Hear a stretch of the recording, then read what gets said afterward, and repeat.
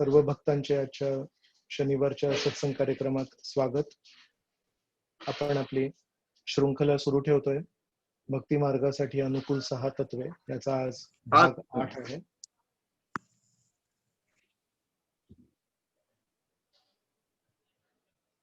आज 8वा भाग आहे. आपण याच्यावर चर्चा करणार आहोत. आजपर्यंत आपण उत्साह, दृढ निश्चय आणि धैर्य यावर चर्चा केली आहे. आणि आज 4था तत्व आहे भक्ती मार्गासाठी अनुकूल, आणि ते आहे भक्ती अनुकूल कृती करणे, भक्ती अनुकूल कार्य करणे.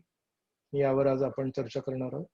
आतापर्यंत आपण आध्यात्मिक प्रगतीवर जी काही चर्चा केली आहे त्याचे वेगवेगळे टप्पे आपल्या समोर मांडण्याचा प्रयत्न करतोय. पहिली गोष्ट होती शिष्याकडून ध्येय प्राप्तीसाठी उत्साह. दुसरा टप्पा होता ध्येय प्राप्तीसाठी झटत असताना येणारा अपरिहार्य अडचणींना पार करण्यासाठी शिष्याकडून दृढ निश्चय. तिसरा टप्पा होता गुरूंकडून कृपा प्राप्तीसाठी धैर्य. आणि त्यानंतर आता पुढचा जो भाग आहे तो आहे गुरु कृपा प्राप्तीनंतर गुरूंच्या आदेशानुसार अनुकूल भक्तिमय कृतींमध्ये स्वतःला व्यस्त करणे, स्वतःला गुंतवणे आणि त्यानुसार आपल्या जीवनाला वळण देणे. तर ही जी स्लाइड तुमच्या टेलिफोनच्या स्क्रीनवर आहे ती जर तुम्ही लक्षात ठेवली तर तुम्हाला खूप मदत होईल.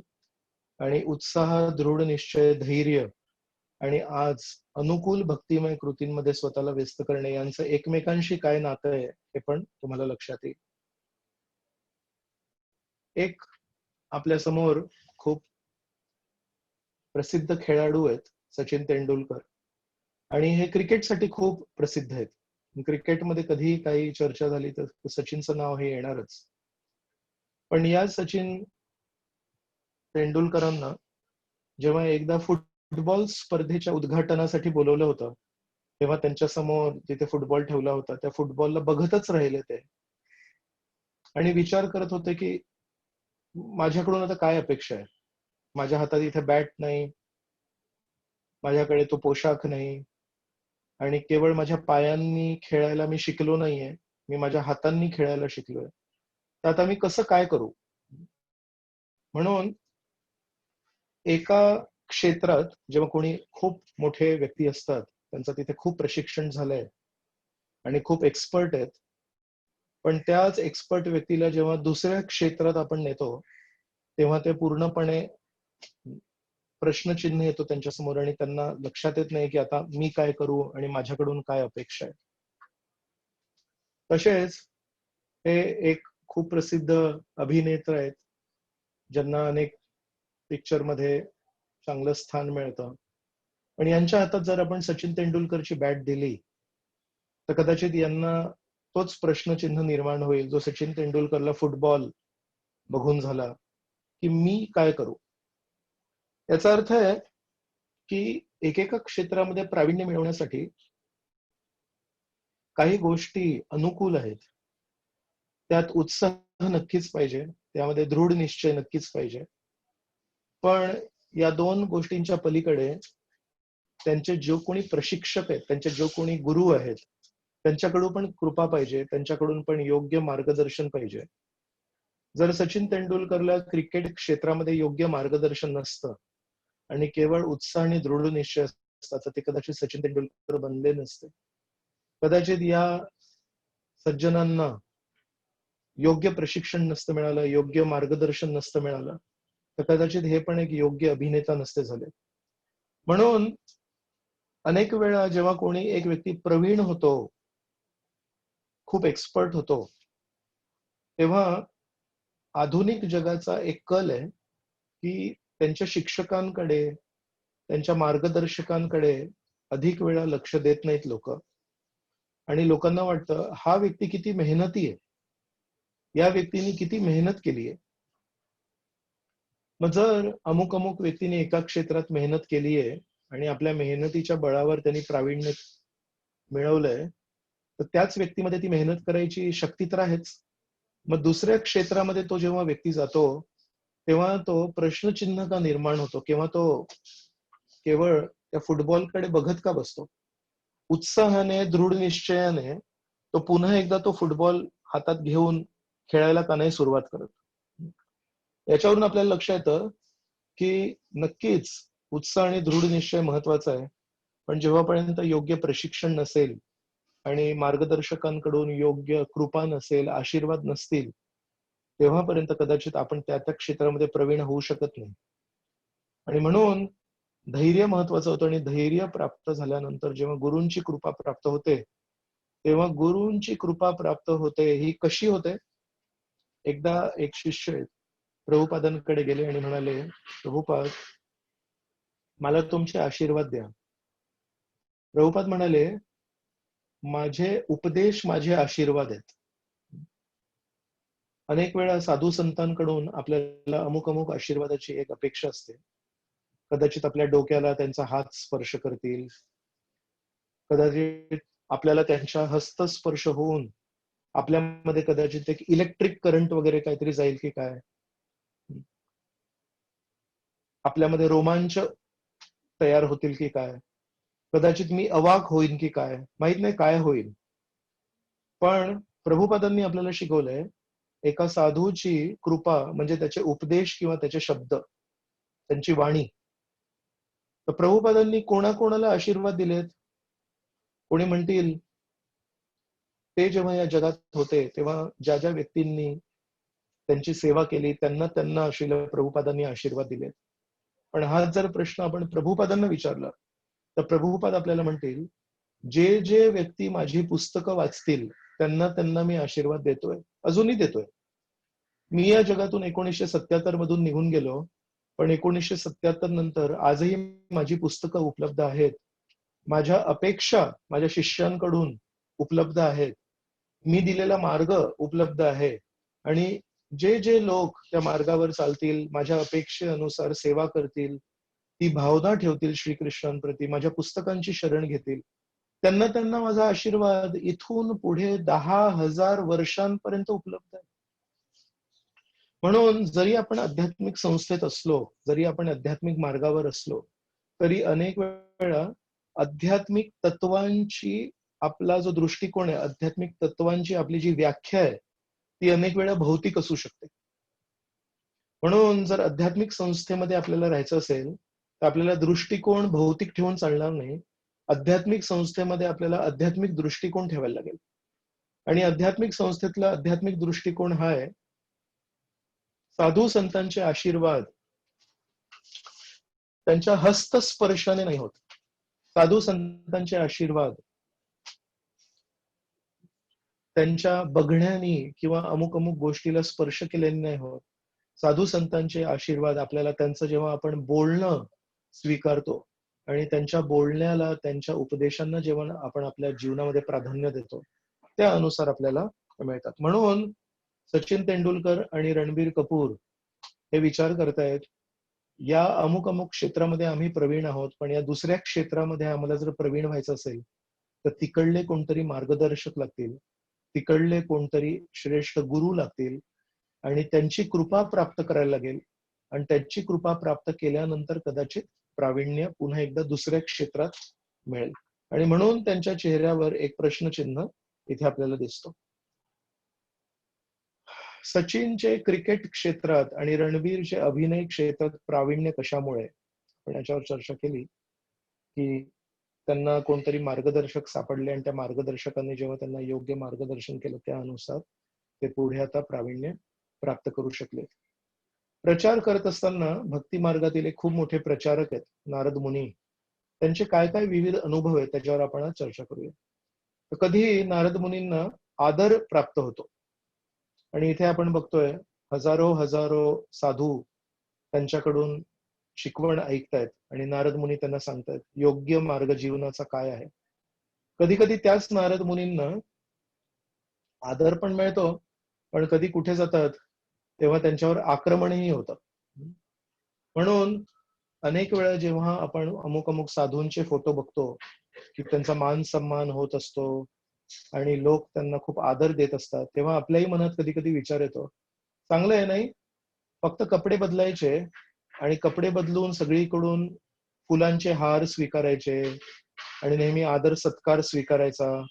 कुठल्याही कार्यक्रमाला गेलं तर एक शाल मिळते, कुठल्याही कार्यक्रमाला गेला की एक नारळ मिळतो, श्रीफळ मिळतो. पण कुठल्याही प्रचारकाचं जर जीवन आपण बघितलं तर आदर सन्मान ही एक बाजू आहे आणि त्याच्या दुसऱ्या बाजूला त्याच्यावर आक्रमणही बरेच वेळा होतं आणि सर्व साधू संतांवर कधी ना कधी एक कठीण परिस्थिती अशी येते जेव्हा त्यांना अशा प्रकारच्या कठीण प्रसंगाला पण सामोरे जावं लागतं.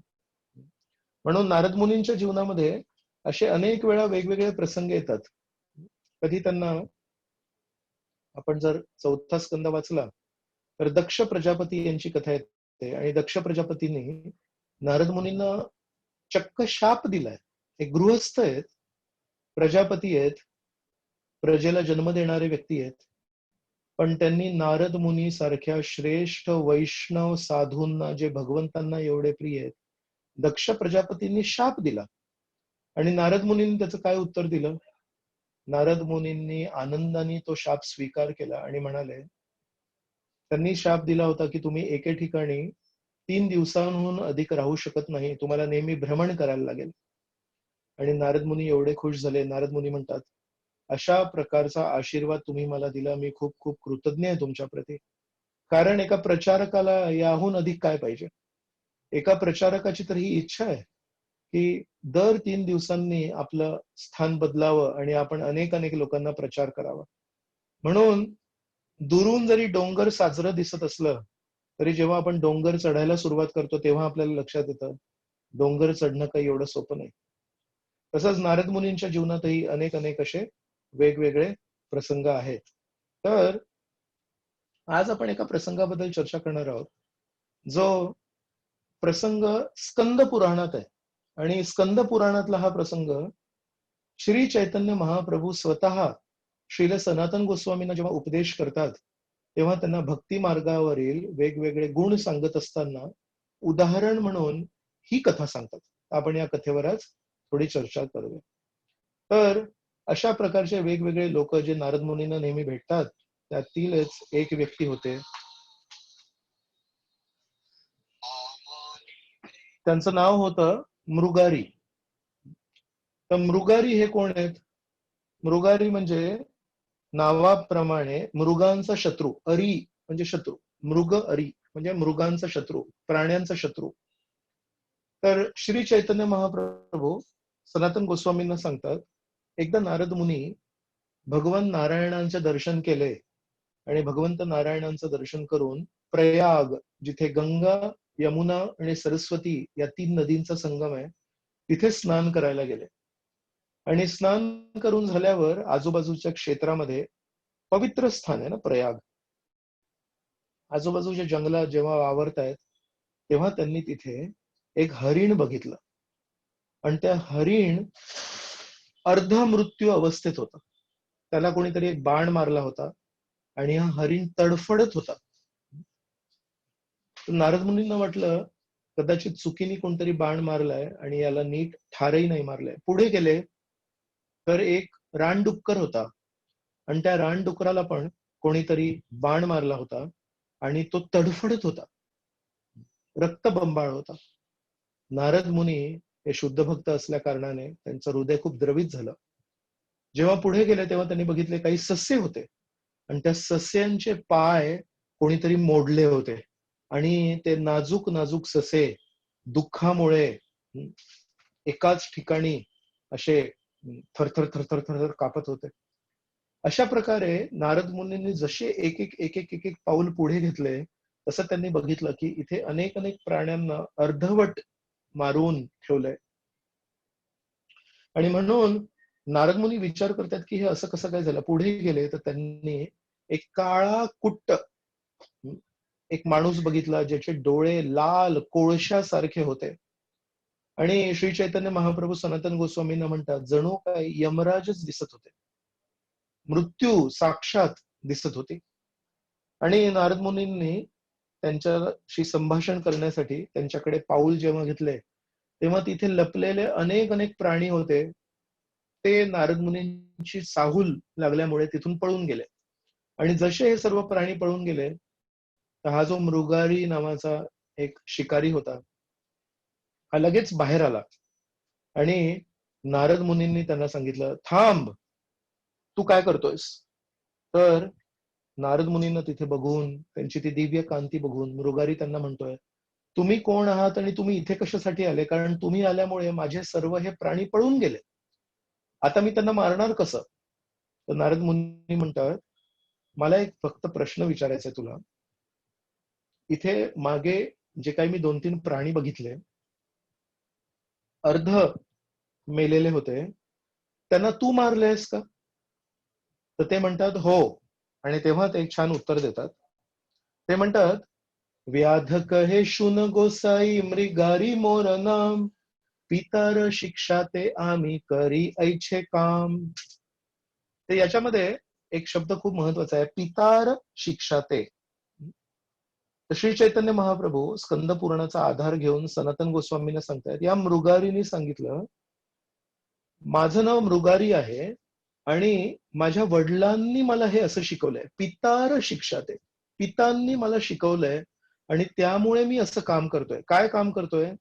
की प्राण्यांना मी पूर्णपणे मारत नाही, त्यांना मी अर्धच मारतो. हे मला माझ्या वडिलांनी शिकवलंय. आणि म्हणतात, लहानपणापासून कारण मला वडिलांनी असं शिकवलंय, त्यामुळे मला याच कार्यामध्ये आनंद येतो.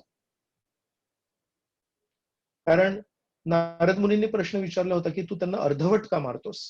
आणि त्याचं उत्तर मृगारीने दिलंय, मला जसं शिकवलंय तसं मी शिकलोय आणि त्या प्रकारे माझी सुखाची, आनंदाची व्याख्या त्या प्रकारे. मग नारद मुनी त्यांना म्हणतात, ठीक आहे, मला लक्षात आलं की तुला कोणीतरी असं शिकवलंय. मला तुझ्याकडे एक मागणी आहे. मृगारी त्यांना म्हणतात, तुम्हाला काय पाहिजे? माझ्याकडे एका सिंहाची कातडी पण आहे, दुर्मिळ मानली जाते, ती मी तुम्हाला देऊ शकतो. माझ्याकडे एका हरिणाची कातडी पण आहे, ती पण मी तुम्हाला देऊ शकतो. ते पाहिजे का तुम्हाला? कुठली कातडी पाहिजे का तुम्हाला? त्यांना वाटलं साधू आहेत, त्यांना कदाचित तपस्या करण्यासाठी, कुठेतरी बसण्यासाठी वाघाचं कातडं पाहिजे, ज्याच्यावर कधी कधी साधू लोक बसतात. हं? तर का बरं साधू लोक वाघाच्या कातडीवर का बसतात? कारण जे साधू लोक जंगलामध्ये एकटे बसून ध्यान योग करतात, तपस्या करतात, एका ठिकाणी बसून तपस्या करतात, ते जेव्हा जंगलामध्ये एकटे असतात तेव्हा तिथे साप किंवा विंचू येऊ शकतात. आणि साप किंवा विंचू आल्यामुळे त्यांची तपस्या भंग होऊ शकते किंवा मरणही होऊ शकते. तर या व्याघ्र चामड्याचं गुण आहे की व्याघ्र चामड्याच्या जवळ विंचू किंवा साप येत नाही, त्याच्यामध्ये काहीतरी गुण आहेत. म्हणून साधू लोक त्या प्रकारे वाघाच्या चामड्यावर तपस्या करतात. पण नारद मुनी हे काय ध्यान योगी नाही आहेत, हे एकटे तपस्या करणारे नाही आहेत, हे प्रचार करणारे साधू आहेत, हे श्रीकृष्णांना आपल्या हृदयात घेऊन फिरणारे साधू आहेत. म्हणून यांना काही चामडं वगैरे कशाचं नको होतं. मग यांनी जेव्हा विचारलं, तुम्हाला चामडं वगैरे काळजी पाहिजे? ते म्हणाले, नाही, मला चामडं वगैरे काही नको, मला तुझ्याकडून एक मागणी आहे. काय मागणी आहे? म्हणतात, तू या सर्व प्राण्यांना अर्धवट मारतोयस, माझी तुझ्याकडे एक मागणी आहे की तू या प्राण्यांना पूर्णपणे मार. तर कदाचित या मृगारीला नारद मुनींसारख्या साधूंकडून ही अपेक्षा नव्हती. त्यांना वाटलं, नारद मुनी कदाचित मला म्हणतील, तू मारणं सोडून दे, तू मारहाण सोडून दे. पण नारद मुनी पण खूप श्रेष्ठ प्रचारक आहेत. त्यांना माहितीये कोणाशी काय भाषा बोलायला पाहिजे. म्हणून यांना म्हणतात, तू पूर्णपणे मार. आणि असं उत्तर ऐकल्यावर मृगारी थोडे चक्क झाले. अरे, हे असं कसं काय साधू म्हणतात मला? म्हणतात, का बरं असं का तुम्ही म्हणताय? ते म्हणतात, तुला खरं सांगू, जेव्हा आपण अमुक अमुक प्राण्याला मारतो पूर्णपणे, तेव्हा त्याला एक इजा होते. पण जेव्हा आपण प्राण्यांना अर्धवट मारतो आणि काही मिनिटांसाठी, काही काळासाठी आपण जेव्हा तडफडत ठेवतो, तेव्हा त्याला त्यापेक्षा कई पटीने अधिक इजा होते. आणि ती इजा आपण एवढ्या प्रमाणात त्यांना देतो, याचं फळ आपल्याला मिळणार पुढच्या जन्मी. ते सर्व प्राणी पुन्हा एकदा वेगळा जन्म घेणार आणि हे सर्व प्राणी आपल्याला इजा देणार. आणि किती प्रमाणात देणार? तेवढ्या प्रमाणात, जेवढ्या प्रमाणात आपण त्यांना इजा दिली आहे. तर कृपया असं करू नकोस आणि या प्राण्यांना एका क्षणामध्ये ठार मार. जेव्हा त्यांनी हे शब्द ऐकले, नारद मुनींकडून असं विलक्षण उत्तर ऐकलं. आणि त्याच्या मागे मी कुठल्या एका कार्यक्रमामध्ये सांगत होतो, मला नीट आठवत नाहीये, पण एका कुठल्या तरी कार्यक्रमात मी सांगत होतो की अनेक वेळा आपल्याला वाटतं की जेव्हा अमुक अमुक व्यक्ती आपल्याशी बोलतोय तेव्हा त्याचे शब्द किती प्रभावित आहेत. तर नारद मुनींनी काही असं विशेष ज्ञान दिलं नाही त्यांना, पण कारण नारद मुनी तशा प्रकारची जीवनशैली स्वतः जगतायत आणि म्हणून नारद मुनींनी जरी साधं ज्ञान दिलं आणि ते पण ते एका शिकाऱ्याला दिलं, आणि तो शिकारी पण कसा आहे, ज्यांनी लहानपणापासून अशा प्रकारचं वाईट कर्म शिकलेत, अर्धवट मारायला पाहिजे, त्याच्यावर किती संस्कार आहेत हिंसेचे. पण ज्या व्यक्तीवर अनेक अनेक वर्षांचे बालपणापासून हिंसेचे संस्कार आहेत, त्याच्यावर एका शुद्ध वैष्णवाने जेव्हा 5 मिनिटं साधं ज्ञान दिलं की तू जे काही वाईट कर्म करतोयस त्याचं फळ तुला भोगायला लागणार, आणि तू ज्यांना ज्यांना त्रास देतोयस ते पुढच्या जन्मी पुन्हा एकदा येणार तुझ्या जीवनात आणि तुला त्रास देणार, हे जेव्हा तत्व श्री नारद मुनी त्यांना म्हटले, तेव्हा त्यांच्या मुखातून येणाऱ्या त्या तत्वाला एक वेगळं वजन होतं. त्यांच्या शब्दांमध्ये तो प्रभाव होता. का बरं? कारण नारद मुनी पुस्तक वाचून हे उत्तर नाही देत आहेत. नारद मुनी जे जगतायत त्यापासून ते उत्तर देतात, आणि ज्यावर लहानपणापासून हे संस्कार होते तो व्यक्ती बदलला. तो व्यक्ती नारद मुनींना म्हणतो, माझ्याकडून आजपर्यंत खूप मोठी चूक झाली, मी बदलायला तयार आहे, तुम्ही मला सांगा काय करायचंय, मी पूर्णपणे बदलायला तयार आहे. आणि अशा प्रकारे नारद मुनींनी मृगारीला काही शिकवण दिली. काय शिकवण दिली? तर पहिली गोष्ट म्हणाले, तुला आजपर्यंत तुझी जीविका ही तुझ्या धनुष्याने दिली आहे असं तुला वाटतंय. सर्वात पहिले जर तू म्हणतोयस की तुला माझ्याकडून शिकवण ऐकायची आहे, मी तुला पहिली शिकवण द्यायच्या आधी तुला माझी परीक्षा पास करायला लागेल. तर माझी परीक्षा काय? म्हणता तुझं धनुष्य घेऊन ये आणि तुझं धनुष्य तोडून टाक. तो व्यक्ती म्हणतो, आजपर्यंत माझ्या धनुष्याने मला सर्व काही दिले, मी त्या धनुष्याला कसं तोडू? ते म्हणतात, तू त्याची काळजी करू नकोस, मी तुला तुझा रोजचा आहार पोचत करीन, तू आधी धनुष्य तोड, त्यानंतर मी बोलणं सुरू करीन. आणि त्या शिष्यानी आपल्या गुरूंच्या बोलण्यावर ठाम विश्वास दाखवला आणि ज्या धनुष्याने त्यांना आयुष्यभर खाऊ घातलंय, गुरु आज्ञेनी त्यांनी तो धनुष्य तोडला. त्यानंतर नारद मुनी म्हणतात, आता तू घरी जा आणि तुझ्या घरी या पापकृत्याने कमावलेलं जे काही धन आहे, परमेश्वराला जाणणाऱ्या सर्व ब्राह्मणांना तू दान दे. तुझ्याकडे स्वतःकडे काही ठेवू नको, कारण हे जे सर्व धन होतं हे पापाचं धन होतं आणि त्या पापाच्या धनाला स्वतःकडे आपण नाही ठेवलं पाहिजे. दुसरी गोष्ट म्हणतात, अंगावर केवळ एक वस्त्र घेता स्वतःच्या पत्नींसोबत तू गृहत्याग कर, जास्ती काही सामान घ्यायचं नाही. तिसरी गोष्ट म्हणतात, कुठल्या तरी एका नदीपाशी एका कुटीराची बांधणी कर.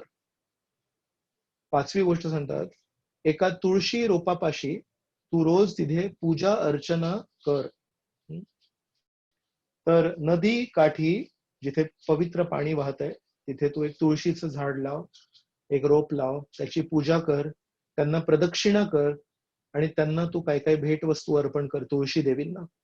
आणि म्हणतात सतत प्रदक्षिणा करता करता या तुळशी देवींच्या सत्संग घेत घेत तू पवित्र भगवन नामाचा जप कर. हरे कृष्ण कृष्ण कृष्ण हरे हरे, हरे राम राम राम हरे हरे. तर 5 ते 10 मिनिटाचं संभाषण आहे, पण या 5 ते 10 मिनिटाच्या संभाषणामध्ये नारद मुनींनी या शिकाऱ्याला पूर्णपणे परिवर्तित केलं. आणि पूर्णपणे परिवर्तित करून या शिकाऱ्याने जेव्हा हे सगळं स्वीकार केलं, तेव्हा नारद मुनी पुन्हा एकदा त्या सर्व प्राण्यांजवळ गेले आणि त्या सर्व प्राण्यांना त्यांनी हस्तस्पर्श केला, त्यांना आशीर्वाद दिला, त्यांना पुन्हा एकदा प्राण दिले, कारण ती आहे शक्ती नारद मुनींमध्ये. आणि त्या शिकाऱ्याच्या देखत ते सर्व अर्ध मेलेले प्राणी जे होते ते बरे झाले, उठले आणि चटकन तिथून पळून गेले, कारण त्यांना भीती वाटत होती या शिकाऱ्याची. आणि हे दृश्य बघून या शिकाऱ्याला ठाम विश्वास झाला की माझे गुरुजी, माझे गुरु महाराज हे खूप परमपवित्र आहेत, खूप दयाळू आहेत, त्यांना सर्व जीवात्म्यांवर दया आहे, आणि त्यांचे आश्रय स्वीकार करून मी खूप योग्य कार्य केलंय. गमतीची गोष्ट अशी आहे की नारद मुनींनी या सर्व प्राण्यांना आधी पण हात लावू शकत असते. नारद मुनी आधी जर या प्राण्यांना हात लावले असते, त्यांना आशीर्वाद दिला असता आणि त्यांच्यामध्ये जर प्राण दिले असते, तर ते प्राणी उठून चटकन तेव्हाच पळून गेले असते. आणि कदाचित ते दृश्य बघून या शिकाऱ्याला नारद मुनींचा आश्रय स्वीकारण्यासाठी, त्यांचे आदेश उपदेश स्वीकारण्यासाठी थोडं सोपं गेलं असतं. पण बघा, प्रामाणिक वैष्णव गुरु कसे असतात. प्रामाणिक वैष्णव गुरु आधी समर्पण मागतात, त्यानंतर स्वतःची शक्ती दाखवतात. आणि या जगातले जे साधारण व्यक्ती आहेत, ते नेहमी जर त्यांच्याकडे थोडीफार जादू असेल, तर ते आधी जादू दाखवतील आणि त्या जादूनी लोकांना प्रभावित करतील आणि नंतर म्हणतील, बघा मी किती श्रेष्ठ आहे, माझ्यामध्ये किती शक्ती आहे. आता लक्षात आलं कोणाचं शरण घ्यायला पाहिजे, कोणाला समर्पण करायला पाहिजे. आता तुम्ही मला समर्पण करा. म्हणून वैष्णव थोडे वेगळे असतात. वैष्णव साधारण लोकांसारखे नसतात. वैष्णव लोक जादू दाखवण्यामध्ये कधीही त्यांना रुची नसते. स्वतःचा प्रभाव दाखवण्यामध्ये त्यांना कधीही रुची नसते. पण परमेश्वराकडून जे शिकलो आहे, आपल्या गुरु शिष्य परंपरेकडून जे शिकलोय, ते इतरांना देऊन त्याच्यानंतर जादू दाखवण्याची त्यांची नेहमी सवय असते. तसंच श्रील प्रभुपादांनी पण आधी जाऊन जादू काही दाखवली नाही. त्यांनी प्रामाणिकपणे हरे कृष्ण महामंत्राचा जप केला. भगवद्गीतेची प्रामाणिक शिकवण जशी आहे तशी लोकांना दिली आणि लोकांनी समर्पण करून ती शिकवण जेव्हा स्वीकारली, तेव्हा त्यांच्या जीवनामध्ये जादू झाली. आणि कदाचित नंतर नंतरचे जे भक्त होते, ते त्या या व्यक्तीच्या जीवनामध्ये, या व्यक्तीच्या स्वभावामध्ये काय विलक्षण परिवर्तन झालंय. म्हणजे या गुरूंकडून दीक्षा घेतल्यावर, या गुरूंकडून शिकवण घेतल्यावर नक्कीच जीवनामध्ये काहीतरी जादू होते, असा अनुभव करून कदाचित नंतर त्यांनी श्रील प्रभुपादांची शरण घेतली. पण सुरुवातीचे जे भक्त होते, त्यांनी श्रील प्रभुपादांकडून कधी काही जादू नाही बघितली. त्यांनी एक बघितलं, हे जे गुरु आहेत हे प्रामाणिक आहेत. हे भगवद्गीतेत आणि भागवतात जे काही ज्ञान दिले ते प्रामाणिकपणे निर्भयतेने मांडतायत. मला 10 शिष्य मिळू दे की मला 10,000 शिष्य मिळू दे, त्याला महत्व नाहीये. महत्व आहे की मी प्रामाणिकपणे श्रीकृष्णांचे शब्द पुन्हा एकदा सर्व लोकांसमोर मांडतोय का, त्याला खूप महत्व आहे. तर अशा प्रकारे जेव्हा वैष्णव लोक शिकवणीला जास्ती महत्व देतात आणि त्यानंतर जादू वगैरे जी काही आहे ती नंतर दाखवतात, त्याच्यावरून आपल्याला लक्षात येतं की नारद मुनींनी असं सगळं का केलं. आणि अशा प्रकारे नारद मुनी जेव्हा तिथून निघून गेले, या शिकाऱ्याने नारद मुनींची शिकवण स्वीकारली, त्याच्या जीवनामध्ये परिवर्तन घडलं. आणि श्री चैतन्य महाप्रभू सनातन गोस्वामींना सांगतात, ही खबर पसरली, हा जो क्रूर शिकारी होता तो आता बदललाय. आणि गावकरी मंडळी 20 ते 30 जणांचा प्रसाद रोज या शिकाऱ्यासाठी आणि त्याच्या पत्नींसाठी घेऊन यायचे. आणि त्याला कधीही अन्नाची काही कमी नाही झाली. जो म्हणत होता की धनुष्यबाण मला देतोय, त्याला आज नारद मुनी त्यांचे गुरु स्वतः महाप्रसाद पाठवत होते आणि त्यांच्या सर्व गरजा पूर्ण झाल्या. काही वर्षांनी नारद मुनींचे एक मित्र आहेत, त्यांचं नाव आहे पर्वत मुनी. हे पर्वत मुनी नारद मुनींना म्हणतात, अरे तुमचे ते एक शिष्य आहेत जे खूप क्रूर शिकारी होते, त्यांचं काय झालं पुढे. नारद मुनी म्हणतात, चला आपण जाऊया आणि त्यांचं बघूया. आणि पुढे श्री नारद मुनी आणि श्री पर्वत मुनी हे त्यांना भेटायला येतात. जेव्हा नारद मुनी आणि पर्वत मुनी दूर येऊन येताना दिसतात, तेव्हा हे धावत धावत त्यांच्याकडे येतात आणि त्यांना नमस्कार करणार असतात. तेवढ्यात अचानक थांबतात आणि तिथे एक कापड टाकतात आणि त्या कापडावर स्वतःचा दंडवत प्रणाम देतात आपल्या गुरुजींना.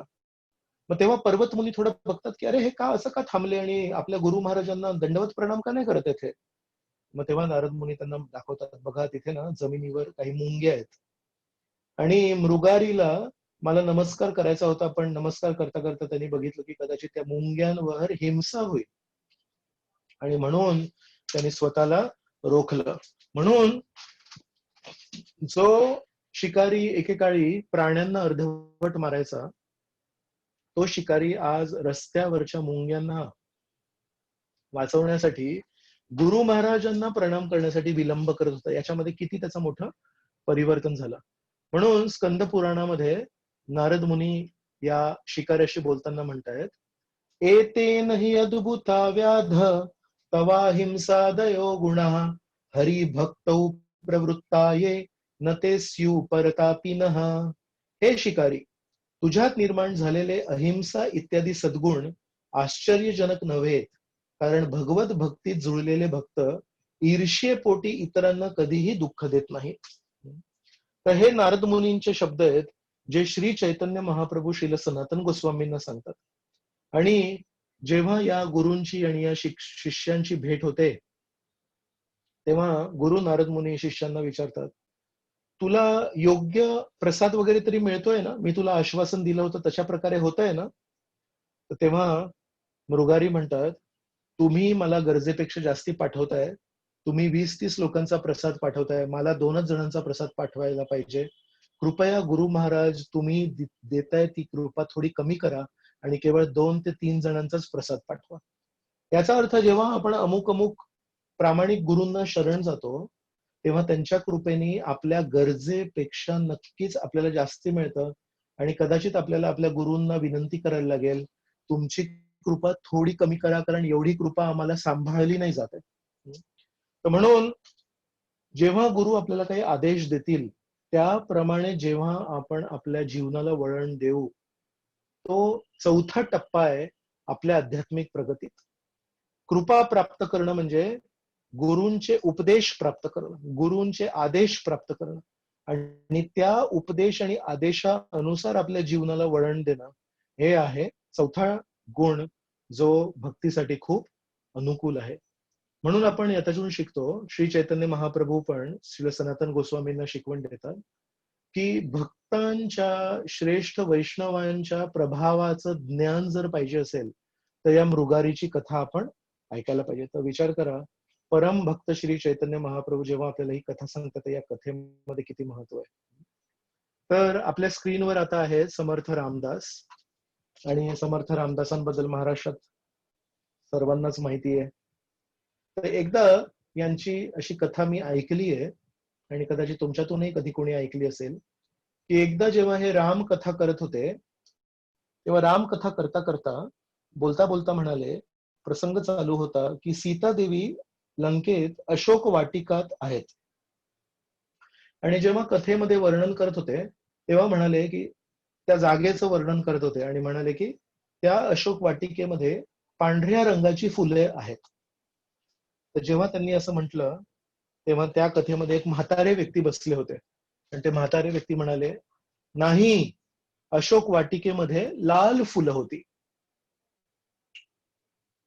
कारण कथा चालू आहे, तर रामदास स्वामींनी थोडा विचार केला, पुन्हा एकदा थोडा आठवायचा प्रयत्न केला, आणि त्यांनी जे काही वाचलं होतं वाल्मिकी रामायणात आणि त्यांच्या गुरूंकडून जे काही ऐकलं होतं, तेव्हा त्यांनी सांगितलं की नाही, मला तर माझ्या गुरूंनी सांगितलंय की पांढरी फुलं होते अशोक वाटिकेत. वाल्मिकी ऋषी पण म्हणतायत पांढरी फुलं होती. तेव्हा हे म्हातारे व्यक्ती म्हणाले, नाही, ते चुकतंय, मी तुम्हाला सांगतोय की लाल फुलं होती. रामदास स्वामींनी नम्रपणे त्यांच्या समोर हात जोडले आणि म्हणाले, माझ्या गुरूंनी मला जे शिकवलंय ते चुकू शकत नाही, माझे प्रामाणिक गुरु आहेत, मला त्यांच्यावर श्रद्धा आहे, तुम्ही कशावरून एवढ्या ठामपणे म्हणू शकता? तेव्हा ते जे म्हातारे व्यक्ती आहेत, त्यांनी आपलं रूप बदललं आणि त्यांनी दाखवलं की ते हनुमान आहेत. म्हणून अनेक वेळा मी याचा उल्लेख केलाय, पण म्हणतात की जिथे जिथे प्रामाणिक राम कथा चालू आहे, तिथे तिथे नेहमी आजही हनुमानजी उपस्थित असतात. या तत्वावर एकदा वादविवाद झाला, जवळजवळ 40-50 वर्ष झालेत, आणि मुंबईमध्ये अशी कथा चालू होती, रामकथा. आणि रामकथेमध्ये जेव्हा हा वादविवाद झाला, तो कशावरून झाला की जे कथाकार होते, त्या कथाकारांनी स्वतःच्या शेजारी एक आसन ठेवलं होतं, पण ते आसन रिकामं होतं, तिथे कोणी बसलं नव्हतं. तर जेव्हा कथाकार असं बोलले, तेव्हा एक व्यक्ती बोलले की हे तुम्ही काही बोलू नका, हनुमानजी वगैरे काही येत नाही, तुम्ही कथा सांगा, तेवढं खूप झालं. तर ते म्हणाले, नाही, माझ्या शेजारी हे जे आसन ठेवलं, हे कोणासाठी ठेवलंय तुम्हाला माहितीये? म्हणजे कदाचित तुमचे कोणी गुरु, तुमचे कोणी दुसरे साधू संत येणार असतील. म्हणाले नाही, जेव्हा जेव्हा कोणी रामकथा करतात तेव्हा ते शेजारी एक आसन ठेवतात हनुमानजींसाठी बसण्यासाठी. तर हे आसन मी हनुमानजींसाठी ठेवलंय. तर ते व्यक्ती म्हणाले, काय तुम्ही मस्करी करताय? ते म्हणाले नाही, खरोखर इथे हनुमानजी बसलेले आहेत. तर या व्यक्तीने जेव्हा वादविवाद केला तेव्हा या कथाकारांनी त्या व्यक्तीला सांगितलं, ठीक आहे, तुम्ही हे आसन उचला आणि दुसरीकडे कुठेतरी ठेवा. आणि ही खरी गोष्ट आहे मुंबईत, की सर्वांच्या समोर हा व्यक्ती आला आणि त्या आसनाला जेव्हा उचलायला गेला तेव्हा अनेक अनेक प्रयत्न करून त्या आसनाला तो हलवू शकला नाही. तर सगळ्यांच्या देखत या कथाकाराने हे सिद्ध करून दाखवलं, की त्या दिवशी जेव्हा ते रामकथा करत होते प्रामाणिकपणे, तेव्हा त्या रामकथेमध्ये हनुमानजी त्यांच्या शेजारी उपस्थित होते. तर ते हनुमानजी इथे रूप बदलून एका म्हाताऱ्याचं रूप घेऊन रामदास स्वामींच्या कथेमध्ये बसले होते. आणि त्यांनी जेव्हा रूप बदललं तेव्हा रामदास स्वामींना खूप आश्चर्य वाटलं आणि म्हणाले, तुम्ही हनुमानजी आहात आणि तुमच्या शब्दांना मान दिला पाहिजे. हनुमानजी म्हणाले, तसं काही नाही, तुम्ही पण साधू आहात. पण खरी गोष्ट काय आहे, की तुम्ही वर्णन करताय ते तुम्ही वाचून वर्णन करताय आणि मी जे वर्णन करतोय ते अनुभव करून मी वर्णन करतो. मी तिथे होतो, मी ते बघितलंय, म्हणून माझं म्हणणं खरं आहे. तर जेव्हा हे असा वादविवाद चालू होता तेव्हा रामदास स्वामी म्हणाले, पण मग वाल्मिकी ऋषींनी जे पांढरे फुलं दिलेत ते काय लिहिलेत? तर असं जेव्हा चालू झालं तेव्हा हनुमानजी म्हणाले, ठीक आहे, माझ्या व्यतिरिक्त अजून एक व्यक्ती आहे ज्यांनी ती परिस्थिती अनुभवली आहे, ते सीतादेवी. आपण सीतादेवींना विचारूया. तर त्यांनी सीतादेवींना प्रार्थना केली. सीतादेवी तिथे उपस्थित झाले आणि हनुमानजींनी म्हटलं, सीता आई, सीता माता, कृपया मला एक सांगा, तुम्ही जेव्हा अशोक वाटिकेत होते 10 महिने होते, मी तर काही क्षणांसाठी होतो, तुमच्याशी संभाषण करत होतो, पण तुम्ही 10 महिने तिथे होते. तुमच्या आजूबाजूला जी फुलं होती ती कुठल्या रंगाची होती ते तुम्ही सांगणार का? तेव्हा सीतादेवी म्हणतात, ती फुलं निळ्या रंगाची होती. रामदास स्वामी म्हणतात पांढऱ्या रंगाची, हनुमानजी म्हणतात लाल रंगाची, सीतादेवी म्हणतात निळ्या रंगाची. मग ओरिजिनल कलर काय आहे? तर याला सगळा खुलासा करण्यासाठी तिघांनी प्रभू रामचंद्रांना विनंती केली आणि म्हणाले, प्रभू, तुम्ही भगवंत आहात, तुम्ही सर्व व्यापी आहात, तुम्ही सर्वज्ञ आहात, तुम्ही सांगा आम्हाला. तेव्हा प्रभू रामचंद्र म्हणाले, त्या बागेतली फुलं पांढरी होती. म्हणून वाल्मिकी ऋषींनी योग्य वर्णन केलंय, जसं आहे तसं वर्णन केलंय. मग हनुमानजींनी म्हटलं, मग मला लाल कशी दिसली? आणि सीतादेवी म्हणतात, मला निळे कसे दिसले? तेव्हा प्रभू रामचंद्र म्हणतात, हनुमानजी, जेव्हा तुम्ही लंकेत गेले, जेव्हा तुम्ही रावणाचे वाईट व्यवहार बघितले, रावणाचा वाईट स्वभाव बघितला आणि सीतादेवींचे वाईट हाल बघितले, तेव्हा तुमच्या डोळ्यामध्ये राग निर्माण झाला, क्रोध निर्माण झाला. तुम्हाला रावणाला शिक्षा द्यायची होती आणि तुम्हाला ते दृश्य बघावल्या नाही गेलं. म्हणून, कारण तुमच्या डोळ्यांमध्ये राग आला होता, म्हणून तुम्हाला ती पांढरी फुलं रागामुळे लाल दिसली. आणि सीतादेवींना निळे का दिसले? तर म्हणतात, सीतादेवी प्रतिक्षण माझी आठवण करतायत आणि माझ्यापासून विरहामध्ये अश्रू वाहत आहेत आणि ते अश्रूंची धारा नित्य वाहत होती, पाण्याची धारा नित्य वाहत होती. तर त्या पाण्यांद्वारे, अश्रूंद्वारे त्या फुलांना बघत होते, म्हणून त्यांना ती फुलं निळी दिसली. याचा अर्थ की परिस्थिती अनुसार आपल्यामध्ये बदल येतो. अनेक वेळा आपण ऐकतो की राग हा भक्ती मार्गावर अयोग्य आहे, राग हा भक्ती मार्गावर चांगला नाहीये, पण ती खरी गोष्ट आहे. पण भक्ती मार्गात राग येणे पण योग्य आहे, पण कधी? जेव्हा तो राग आपल्याला योग्य कारणांसाठी येतो. योग्य कारणांसाठी जर राग आला, वाईट गोष्ट आहे राग, तरी पण ती चांगली आहे. म्हणून हनुमानजींना लंकेमध्ये जो राग आला त्याचं आपण कधी काही वाईट बोलत नाही त्याच्याबद्दल, उलट त्याची प्रशंसा करतो. आणि नंतर याच रागामुळे रावणासमोर त्यांनी हाहाकार तिथे केला आणि अनेक अनेक राक्षस केवळ बघतच बसले की हा कोण एक साधारण वानर होता आणि त्यांनी आपल्या सर्वांना किती त्रास दिला. पण हे सर्व कधी शक्य होतं? जेव्हा हनुमानजींना राग निर्मिती होते. तर ही राग निर्मिती योग्य आहे की अयोग्य हे कोण ठरवणार? समजा एखादा नवीन लहान मुलगा असेल ज्यांनी आपल्या भक्ती वेदांत जीवन शिक्षण गुरुकुलमध्ये काही शिकला असेल, तर तिथल्या शिक्षिका, तिथले प्राचार्य त्यांना नेहमी सांगत असणार की राग हा दुर्गुण आहे. पण या व्यक्तीला जेव्हा एक योग्य शिक्षक मिळतील तेव्हा ते म्हणतील रागाची एक दुसरी बाजू पण आहे. आणि कदाचित आपल्या शाळेमध्ये ही दुसरी बाजू पण मांडत असतील.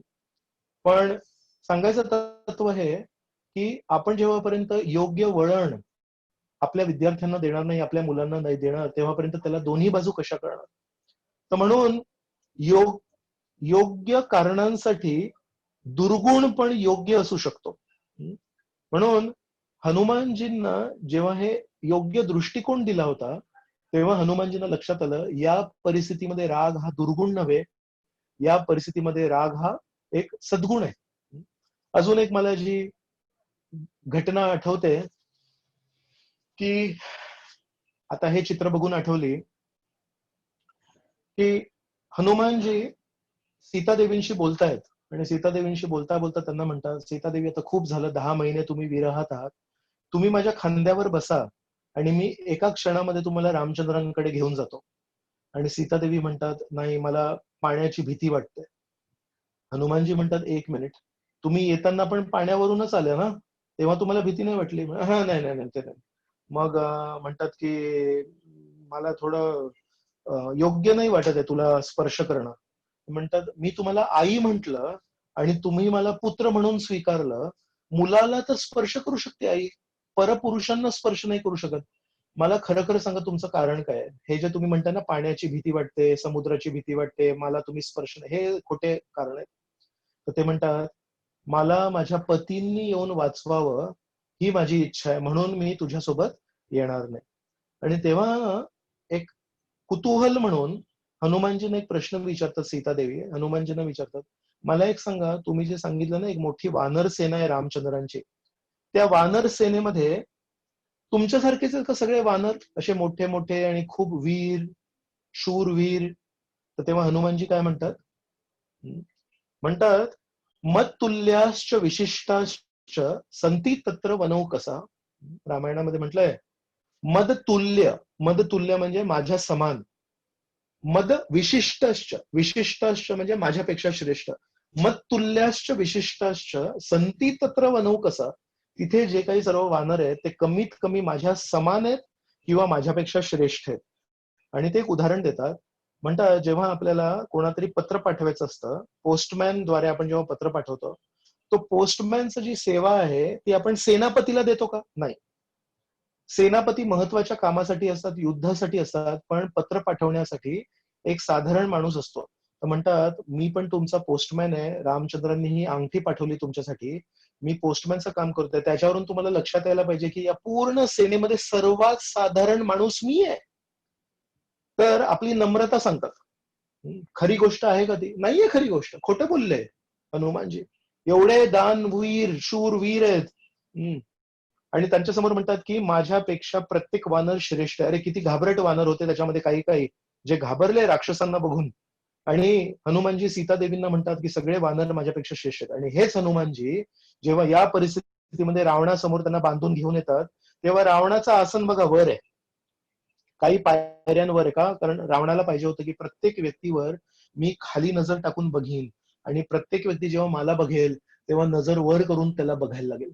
म्हणून रावण एका मोठ्या आसनावर, अशा उंच आसनावर बसले होते आणि हनुमानजींना जेव्हा तिथे आणलं तेव्हा हनुमानजी म्हणाले मी रामांचा दास आहे, मी रावणापेक्षा खाली नाही बसू शकत. आणि तेव्हा आपल्या सर्वांना कथा माहित आहे की हनुमानजींनी आपली शेपूट लांब केली आणि त्या लांब केलेल्या शेपटीच्या आसनावर हनुमानजी रावणापेक्षा वर स्तरावर जाऊन बसले आणि नंतर त्यांनी रावणाशी संभाषण केलं. तर असं का बरं? स्वतःचं स्थान इतरांपेक्षा वर करणं हे नम्रतेचं प्रतीक आहे की गर्वाचं प्रतीक आहे? हे गर्वाचं प्रतीक आहे.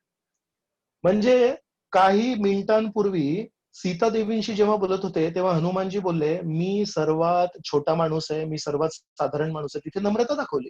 आणि 5 मिनिटांनी जेव्हा रावणासमोर येत आहेत तेव्हा स्वतःचं स्थान त्या राजापेक्षाही श्रेष्ठ केलं.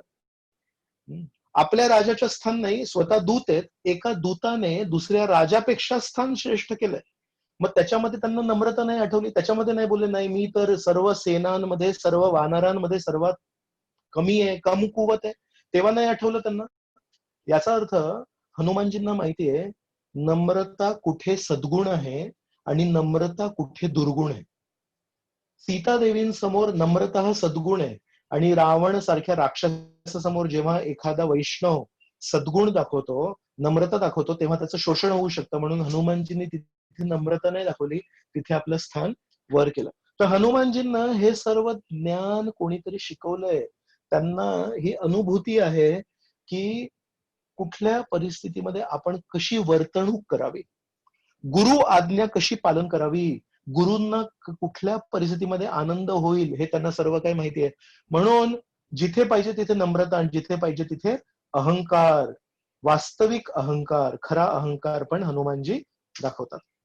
याला अजून खोल समजण्यासाठी आपण थोडं इतिहासात जाऊया की हे दृश्य आहे जेव्हा रामचंद्र आणि रामचंद्र आणि लक्ष्मण हे पहिल्यांदा सुग्रीवाला भेटतात आणि त्यांच्याशी करार करतात. त्यांना सांगतात आपण दोघं एकमेकांना मदत करूया, मी तुम्हाला तुमची पत्नी मिळवून देईन आणि तुम्ही मला माझी पत्नी मिळवून द्या. आणि हे सगळं झाल्यानंतर दोन लोकांमध्ये मैत्री झालीये. रामचंद्र जे परम पुरुषोत्तम भगवंत आहेत आणि सुग्रीव जे एक वानर आहेत. आता त्यानंतर संपूर्ण युद्धामध्ये किंवा या दृश्यानंतर हे जे दृश्य आहे जेव्हा दोघांनी समझोता केला त्या दृश्यानंतर सुग्रीवानी काय मोठा पराक्रम केलाय कोणी सांगू शकतं मला? मी तुम्हाला अनम्यूट करतोय आणि तुम्हाला बोलायची संधी देतोय. सुग्रीवाने काय मोठा पराक्रम केलाय? एका अर्थाने बघा तुमचा जो सायलेन्स आहे, अबोलपणा जो आहे त्यांनी लक्षात येत आहे मोठा पराक्रम हाच केलाय की सुग्रीवाने सर्व वानरांना एकत्र आणलं आणि त्यांना ऑर्डर दिली, त्यांना चेतावणी दिली की आपल्याला रामचंद्रांना मदत करायची. आणि आता जर मी तुम्हाला हा प्रश्न विचारला की या दृश्यानंतर हनुमानजींनी रामचंद्रांच्या आणि लक्ष्मणाच्या सेवेमध्ये काय काय महापराक्रम केले, पुढचे 10-15 मिनिटं तुम्ही सगळे लोक मला एक एक पराक्रम सांगाल. याचा अर्थ काय माहितीये, जरी यांच्या दोघांची मैत्री झाली आहे रामचंद्रांची आणि सुग्रीवांची, पण खरे पराक्रमी व्यक्ती कोण आहेत माहिती आहे? हनुमानजी आहेत. आणि हनुमानजींनी शांतपणे जरी स्वतः महापराक्रमी आहेत तरी अपराक्रमी सुग्रीवांची सेवा केली आयुष्यभर. असं का बरं? एक पराक्रमी व्यक्ती दुसऱ्या अपराक्रमी साधारण व्यक्तीची सेवा का करतोय? तर त्याच्यासाठी आपल्याला इतिहासात जायला लागेल. हनुमानजी लहानपणी कोणाकडून शिक्षण ग्रहण केलंय? तर हे आहेत सूर्यदेव. सूर्यदेवांकडून त्यांना गुरु म्हणून जेव्हा हनुमानजींनी सर्व शिक्षण स्वीकारलं, सर्व वेद, ऋग्वेद, सामवेद, यजुर्वेद, अथर्ववेद सर्व शिकले, सर्व विद्या जेव्हा ग्रहण केली सूर्यदेवांकडून, तेव्हा सूर्यदेवांकडे शेवटच्या दिवशी जेव्हा गुरुदक्षिणेस अर्पण करायसाठी गेले तेव्हा म्हणाले काय पाहिजे तुम्हाला? तेव्हा सूर्य म्हणाले सुग्रीव माझा मुलगा आहे. तर सुग्रीव सूर्याचा मुलगा होता आणि वाली इंद्राचा मुलगा होता. म्हणून सूर्याने सांगितलं माझी तुझ्याकडून एकच अपेक्षा आहे, तू माझा शिष्य आहेस, माझ्या मुलाची रक्षण कर, आयुष्यभर तू त्याला एक सेवक म्हणून त्याची सेवा कर. म्हणून महापराक्रमी हनुमानजी हे एका साधारण वानराची सेवा करतात का? गुरु आज्ञा पालन. गुरु दक्षिणा केवळ एवढीच मागितली होती की तू कधी माझ्या मुलाला सोडू नको, माझ्या मुलाचं रक्षण कर. म्हणून आयुष्यभर या हनुमानजींनी सुग्रीवांच्या आदेशांचं पालन केलं. सूर्यदेवांची गुरु आज्ञा स्वीकारून आयुष्यभर सुग्रीवाची त्यांनी सेवा केली. याचा अर्थ जे हनुमानजी आहेत ज्यांना एवढा राग आला की त्यांना अशोक वाटिकेतली फुलं लाल दिसत आहेत आणि ज्यांनी वास्तविक अहंकार दाखवून रावणाची सत्ता स्वीकारली नाही, रावणाच्या आसनापेक्षा स्वतःचं आसन नेलं, यांच्यामध्ये एका अर्थाने किती स्वाभिमान आहे. पण या स्वाभिमानाला हनुमानजींनी गुरु आज्ञे अधीन ठेवलं. मी कितीही पराक्रमी असू दे आणि रावणाला मी बरोबर दाखवीन मी काय पराक्रमी आहे, पण गुरु महाराजांनी मला सांगितलंय सुग्रीवाची सेवा कर आयुष्यभर, सुग्रीवाला कधी सोडू नकोस एकटा, कारण सुग्रीवाकडून अनेक वेळा चुका होऊ शकतात आणि त्या चुका रामचंद्रांच्या सेवेतही झाल्या. 4 महिने पूर्णपणे आपली सेवा विसरले आणि आपल्या पत्नींसोबत भोगविलासामध्ये सुग्रीव खूप व्यस्त झाले. आणि 4 महिने रामचंद्रांना वाट बघावी लागली की सुग्रीव कधी येईल आणि मला कधी मदत करेल. अशा सुग्रीवाची सेवा एका ब्रह्मचार्याने केली आहे, हनुमानजींनी केली आहे. का बरं? गुरु आज्ञेला प्राधान्य देऊन. म्हणून गुरु आज्ञा पालन किती महत्वाचे आहे आणि गुरु आज्ञेनुसार आपल्या जीवनाला वळण देणं हे किती महत्वाचं आहे. आता गुरूंबद्दल जेव्हा आपण चर्चा करतोय तेव्हा प्रभुपादांबद्दल आपल्याला चर्चा करणं हे अटळ आहे. आपण श्रील प्रभुपादांबद्दल चर्चा कशी नाही करू शकत. म्हणून अमेरिकेमध्ये न्यू वृंदावन, नव वृंदावन नावाचं स्थान आहे, वेस्ट व्हर्जिनिया या स्टेटमध्ये. तिथे श्रील प्रभुपादांनी राधाकृष्ण श्री श्री राधा वृंदावन चंद्र यांची स्थापना केली. तिथला हा फोटो आहे. प्रभुपाद त्यांना नमस्कार करतात. आणि परमपूज्य राधानाथ स्वामी महाराज याच ठिकाणी अनेक अनेक वर्ष राहिले आहेत एक ब्रह्मचारी म्हणून. तर तेव्हाची ते एक गोष्ट सांगतात. म्हणाले, एकदा प्रभुपाद आमच्या मंदिरात आले होते आणि श्री श्री राधा वृंदावन चंद्रांचं दर्शन घेतल्यावर त्यांच्या डोळ्यातून अश्रू व्हायला लागले. आणि अश्रू वाहता वाहता तिथे उपस्थित आजूबाजूला जे भक्त होते त्यांच्याशी बोलत होते आणि म्हणाले, हे जे राधा वृंदावन चंद्र आहेत ना, हे खूप आकर्षक युवक युवती आहेत आणि हे तुमच्या सर्वांकडून सेवा स्वीकारण्यासाठी इथे उपस्थित आहेत. कृपया यांची तुम्ही काळजी खूप नीट घ्या. आणि असं म्हणता म्हणता त्यांच्या डोळ्यातून अश्रू येत होते. आणि नंतर प्रभुपाद 2 मिनिटं थांबले आणि म्हणाले की हे जे श्री श्री राधा वृंदावन चंद्र आहेत, तुमच्या स्क्रीनवर आता समोर आहेत श्री श्री राधा वृंदावन चंद्र. हे जे श्री श्री राधा वृंदावन चंद्र आहेत, हे परम पुरुषोत्तम भगवंत जे आध्यात्मिक जगतातून आपल्या या जगामध्ये अवतरित झाले आहेत, यांना कधी तुम्ही सेवेकडे दुर्लक्ष करू नका, यांची नीट सेवा करा. आणि नंतर प्रभुपाद म्हणाले की जशी आगगाडी चालण्यासाठी 2 रुळ असतात, तर म्हणतात भक्ती मार्गामध्ये पुढे जाण्यासाठी 2 रूळ असतात. तर म्हणतात पहिलं रूळ आहे त्याला म्हणतात पंचरात्रिकी विधी. पंचरात्र म्हणजे पूजा अर्चना विधी. वेळेवर त्यांना भोग दाखवणे, वेळेवर त्यांना वस्त्र परिधान करणे, वेळेवर त्यांची आरती करणे, त्यांना योग्य फुलांनी सजवणे आणि योग्य उत्सव साजरा करणे. जन्माष्टमी, रामनवमी असेही उत्सव साजरा करणे, पुष्याभिषेक साजरा करणे. आणि नंतर प्रभुपाद म्हणाले त्याचप्रमाणे आगगाडीला चालण्यासाठी दुसरा रूळ पण लागतो. एका रुळावर चालत नाही आगगाडी. म्हणतात दुसरा रूळ आहे भागवत विधी. आणि भागवत विधी म्हणजे काय? प्रभुपादांनी सांगितलं श्रवणम कीर्तनम प्रामुख्याने. म्हणतात काही लोक ते पंचरात्रिकी विधीला खूप प्राधान्य देतात आणि भागवत विधीकडे दुर्लक्ष करतात. म्हणजे भगवंतांच्या सेवेसाठी नेहमी तत्पर असतात, पण जेव्हा लेक्चर चालू आहे, जेव्हा कीर्तन चालू आहे, तेव्हा कीर्तनामध्ये भाग घेत नाहीत किंवा लेक्चर लक्षपूर्वक ऐकत नाही. त्यांना वाटतं मूर्ती आहेत ना, मूर्तींशी मी मनमोकळेपणाने बोलतोय, माझं मूर्तींशी नातं आहे. प्रभुपादांनी सांगितलं आगगाडी एका रुळावर चालत नाही. त्याच्यामुळे जे लोक केवळ पंचरात्रिकी विधीकडे लक्ष देतात आणि भागवत विधीकडे दुर्लक्ष करतात, सत्संगामध्ये भक्तांसोबत येऊन श्रवण करत नाहीत, म्हणतात त्यांच्या भक्तीची आगगाडी एका रुळावर काही वेळेसाठी चालते आणि नंतर खाली घसरते. तशाच प्रकारे प्रभुपादांनी हे पण सांगितलं की काही लोक आहेत जे केवळ श्रवण श्रवण श्रवण कीर्तन कीर्तन कीर्तन करतात, पण भगवंतांच्या सेवेसाठी कधी तत्पर नसतात, भगवंतांच्या सेवेमध्ये कधी उत्साही नसतात. तर म्हणाले त्यांची पण भक्तीची आगगाडी ही एका रुळावर जास्त दिवस चालणार नाही आणि नंतर त्यांची पण आगगाडी घसरेल. म्हणून प्रभुपादांना सांगायचं होतं, असं राधानाथ महाराज सांगतात की एका भक्ताच्या जीवनामध्ये श्रवण कीर्तन खूप महत्वाचं आहे आणि नंतर भगवंतांप्रती आपण जी काही सेवा अर्पण करतो ती पण खूप महत्वाची आहे. जेव्हा आपण योग्य श्रवण कीर्तन करू तेव्हा आपण योग्य चेतनेने सेवा करू. नाहीतर आपण जेव्हा सेवा करू तेव्हा आपल्याला आपल्या सेवेचा अहंकार निर्माण होईल आणि आपण इतर भक्तांना कमी देखू की तुम्ही काही सेवा करत नाही, सगळी सेवा आम्हीच करतोय. आणि दुसऱ्या भक्तांवर जेव्हा आपण असे आपल्या मनाप्रमाणे जेव्हा काही आरोप लावू आणि जर ते खोटे आरोप असतील तर ते भगवंतांना आवडणार नाही आणि कदाचित आपली भक्तीची गाडी जास्ती दिवस चालणार नाही. तशाच प्रकारे काही लोक आहेत जे केवळ श्रवण श्रवण करतील आणि म्हणतील सेवा कशाला करायची, आपण तर भगवंतांचं श्रवण करतोय. पण त्या श्रवणामध्ये आपण भक्तांबद्दल जेव्हा ऐकतो तेव्हा काय ऐकतो? या भक्तांनी एवढे वर्ष सेवा केली, या भक्तांनी एवढ्या शुद्ध भावनेने सेवा केली. तर हे केवळ फक्त ऐकायची गोष्ट नाहीये, ही अनुभव करायची गोष्ट आहे. मग नंतर प्रभुपाद म्हणाले, जर तुम्ही योग्य श्रवण कीर्तन नाही केलं, एक दिवस असा तुमच्या जीवनात येऊ शकतो, जेव्हा तुम्ही या श्री श्री राधा वृंदावन चंद्रांना बघून म्हणाल, काय कुठे फसलो. माझ्या गुरु महाराजांनी माझ्या गळ्यामध्ये एक खूप मोठा दगडाचा धोंडा बांधला. एक खूप मोठा दगड माझ्यावर भार म्हणून टाकलं आणि मला सांगितलं, सेवा कर या दगडाची.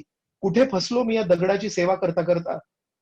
प्रभुपादांनी तेव्हा न्यू वृंदावन मध्ये सर्वांना चेतावणी दिली, केवळ पंचरात्री की विधीकडे तुम्ही सेवेकडे भर देऊ नका आणि केवळ श्रवण कीर्तनाकडे भर देऊ नका, पण या दोन्ही रुळांना महत्व द्या.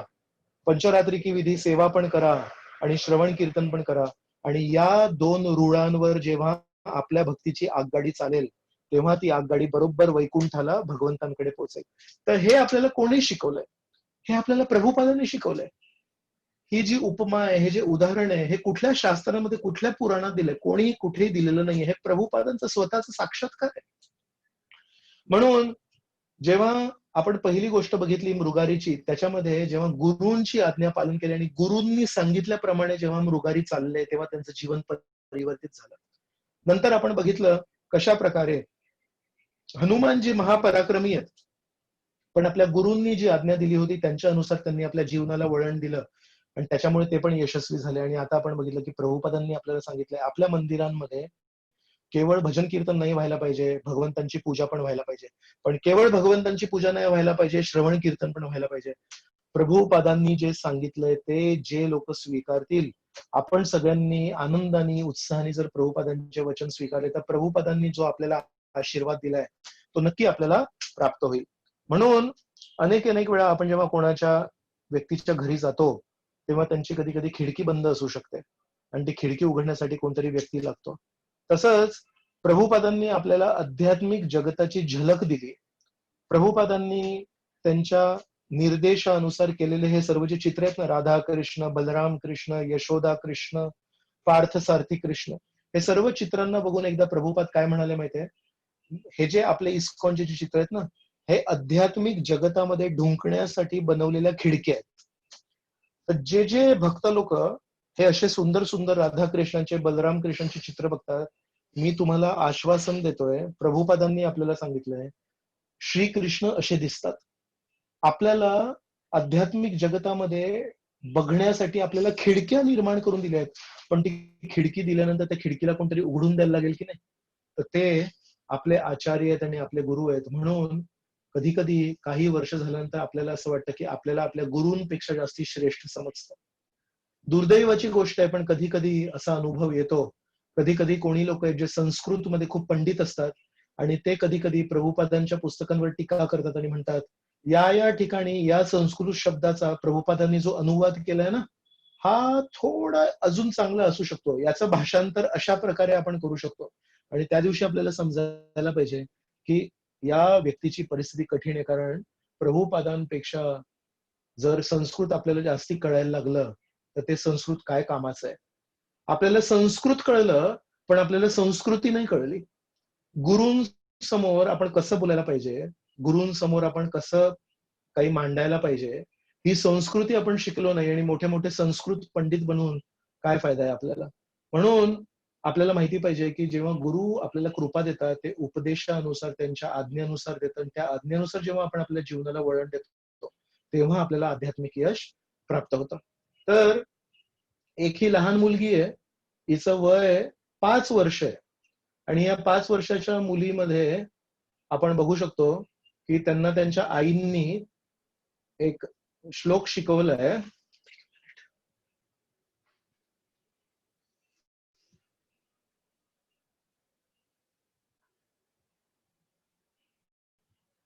आणि ते किती छानपणे म्हणतायत हा. आपण बघूया.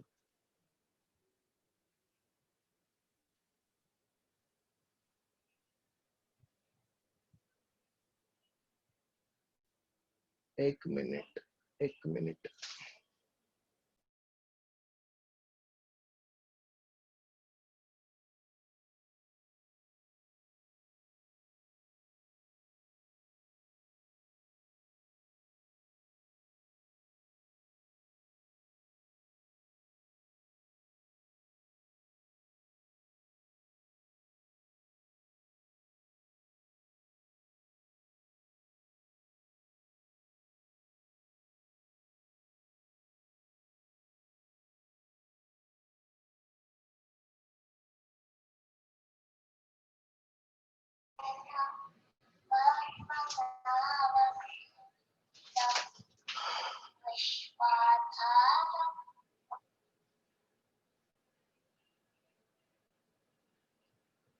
आवाज आला कोणाला?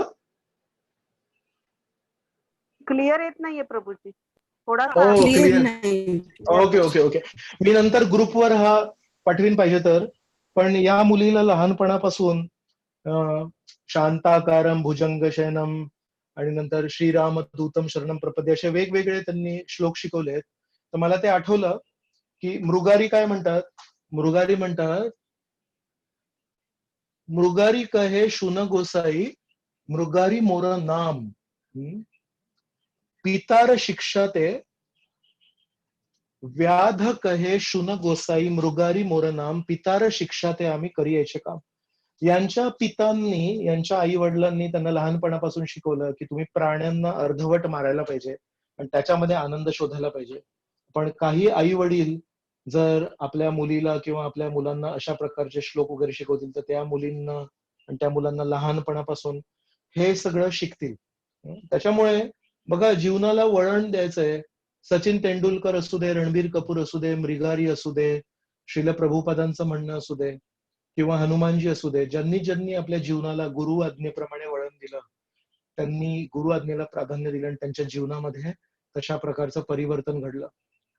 तर म्हणून हा जो चौथा तत्व आहे जे रूप गोस्वामी आपल्याला सांगतायत, तत्तत कर्म प्रवर्तनात, गुरु आज्ञे अनुसार आपल्या जीवनाला वळण देणं, हे खूप महत्वाचं आहे. आणि याच्यावर आपण पुढच्या प्रवचनात पण चर्चा करणार आहोत. आणि त्यानंतर अजून 2 तत्व आपल्याला बाकी आहेत.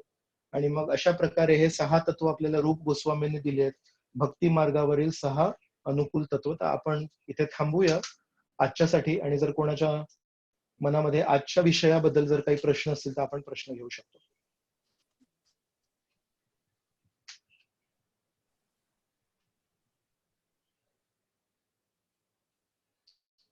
जर कोणाला काही अनाउन्समेंट करायची असेल तर अनाउन्समेंट करू शकतात. हरे कृष्णा प्रभुजी. हा, हरे कृष्ण. हरे कृष्णा. दंडवत प्रणाम प्रभुजी. दंडवत प्रणाम. हा प्रभुजी, एक अनाउन्समेंट आहे बालगोपाल समितीतर्फे. हा, सर्व भक्तांना दंडवत प्रणाम. इस्कॉन बारामती बालगोपाल समितीद्वारे उद्या गप्पा गोष्टींमधून मूल्य शिक्षण हा मुलांसाठीचा कार्यक्रम आपण झूम ऍपवर ठेवलेला आहे. वयोगट 7 ते 10 वर्ष. तर आपल्या परिवारातील अनुभव संपन्न आणि शांत व उत्साही ज्येष्ठ व्यक्तिमत्व ज्या की सुपर्णा देशपांडे माताजी मुलांशी गप्पा मारणार आहेत. तर याचा सर्वांनी लाभ घ्यावा अशी मी समितीच्या वतीने सर्वांना विनंती करतो. आणि आपल्या ऑफिशियल ग्रुपवर त्याचा आयडी आणि पासवर्ड दिलेला आहे. हरे कृष्णा. तर प्रश्न विचारण्यासाठी हात वर केलाय, तुम्ही विचारू शकता प्रश्न. हरे कृष्णा. दंडवत प्रणाम प्रभूजी.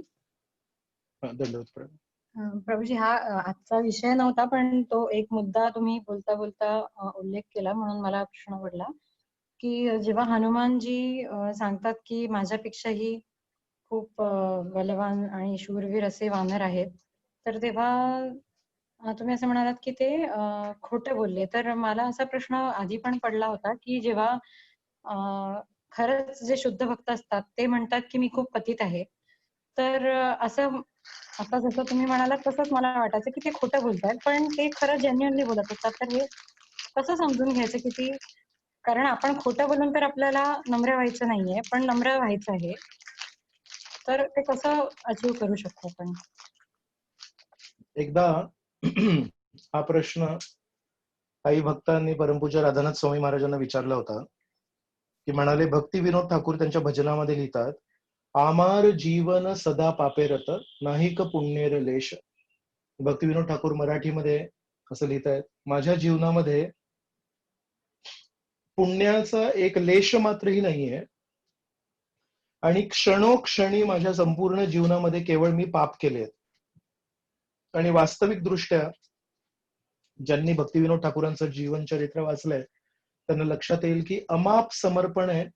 आणि लहानपणापासून केवळ भगवंतांच्या सेवेसाठी त्यांनी अनेक अनेक कष्ट केले आणि मोठ्या मोठ्या शत्रूंना पण सामना दिला. जसं तो बिशी किशन नावाचा एक राक्षस होता, जो जादू करायचा लोकांवर, पण स्वतःला महाविष्णू म्हणून जेव्हा त्यांनी म्हटलं तेव्हा भक्तिविनोद ठाकूरांनी त्याच्यावर पण युद्ध केलं आणि त्याला जेलमध्ये टाकलं. तर याचा अर्थ हे असा प्रश्न विचारला राधानाथ महाराजांना, तर राधानाथ महाराज म्हणाले की हे जे शुद्ध भक्त आहेत ना, हे आपल्या दृष्टीने आपण जेव्हा बघतो तेव्हा खूप थोर आणि खूप श्रेष्ठ आणि खूप उंच दिसतात आपल्याला, पण म्हणतात यांच्या डोळ्यासमोर भगवंत असतात, यांच्या डोळ्यासमोर नेहमी ते भगवंतांना बघत असतात. आणि म्हणून म्हणतात भगवंतांची असीम कृपा ते बघतायत की भगवंतांची असीम कृपा जर माझ्या जीवनात नसती आणि भगवंतांची असीम कृपा जर मला माझ्या गुरूंद्वारे जर प्राप्त नसती झाली तर कदाचित माझ्या जीवनातही मी अनेक चुका केल्या असत्या. म्हणून त्यांचं जे काही आध्यात्मिक यश आहे, जे आपल्याला दिसतंय की परम पवित्र गुण आहेत, परम पवित्र विचार आहेत, परम पवित्र त्यांची वाचा आहे आणि परम पवित्र त्यांची वागणूक आहे, या परम पवित्रते पाठीमागे त्यांना सर्वात थोर परमेश्वराची थोर अमाप कृपा दिसते. आणि म्हणून स्वतःमध्ये कमीपणा बघून ते म्हणतात की परमेश्वर किती थोर आहेत, परमेश्वर किती दयाळू आणि कृपाळू आहेत की ते माझ्यासारख्या एका साधारण जीवात्म्यावर एवढी दया करतायत की मी काहीतरी चांगलं करू शकतो. तर याच्यामध्ये माझा मोठेपणा नाहीये, याच्यामध्ये श्रीकृष्णांचा मोठेपणा आहे. तर खोटं बोलले हनुमानजी याचा अर्थ काय माहितीये, याच्यामध्ये काय सांगायचं होतं, तुमच्या आणि माझ्या दृष्टीने खोटं बोलले. जर तुम्ही हनुमानजींची काहीतरी समजा एक मशीन आहे, लाय डिटेक्टर म्हणतात, खोटं बोलणं, कोणी अपराधी जेव्हा जेलमध्ये जातात आणि काहीतरी खोटं बोलतात तेव्हा एक लाय डिटेक्टर मशीन असते, ती लावतात आणि जर ते खोटं बोलत असेल तर त्यांचा रक्तदाब बदलतो आणि लगेच त्यांना कळतं की हा व्यक्ती खोटं बोलतोय. तर मोठे मोठे जेव्हा इन्व्हेस्टिगेशन करत असतात तेव्हा हे लाय डिटेक्टर मशीन वापरतात. तर खरोखर समजा हनुमानजी असते आज आपल्या समोर असते आणि त्यांना जर ते खोटं चेक करण्याची जर मशीन लावली असती, त्याच्यामध्ये ती मशीन म्हणाली असती 108% हे व्यक्ती खरं बोलतायत.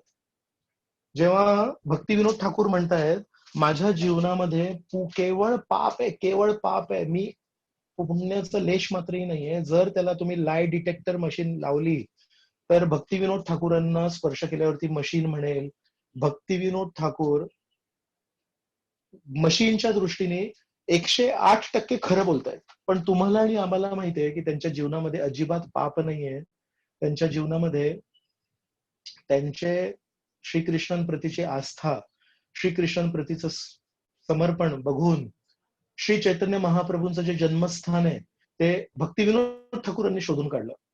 तर त्याचं ते समर्पण बघून त्या काळी एक मोठे अमृत बाजार पत्रिका नावाचं एक न्यूजपेपर होता आणि त्या अमृत बाजार पत्रिकाचे जे तेव्हाचे संपादक होते त्यांचं नाव होतं शिशिर कुमार बोस.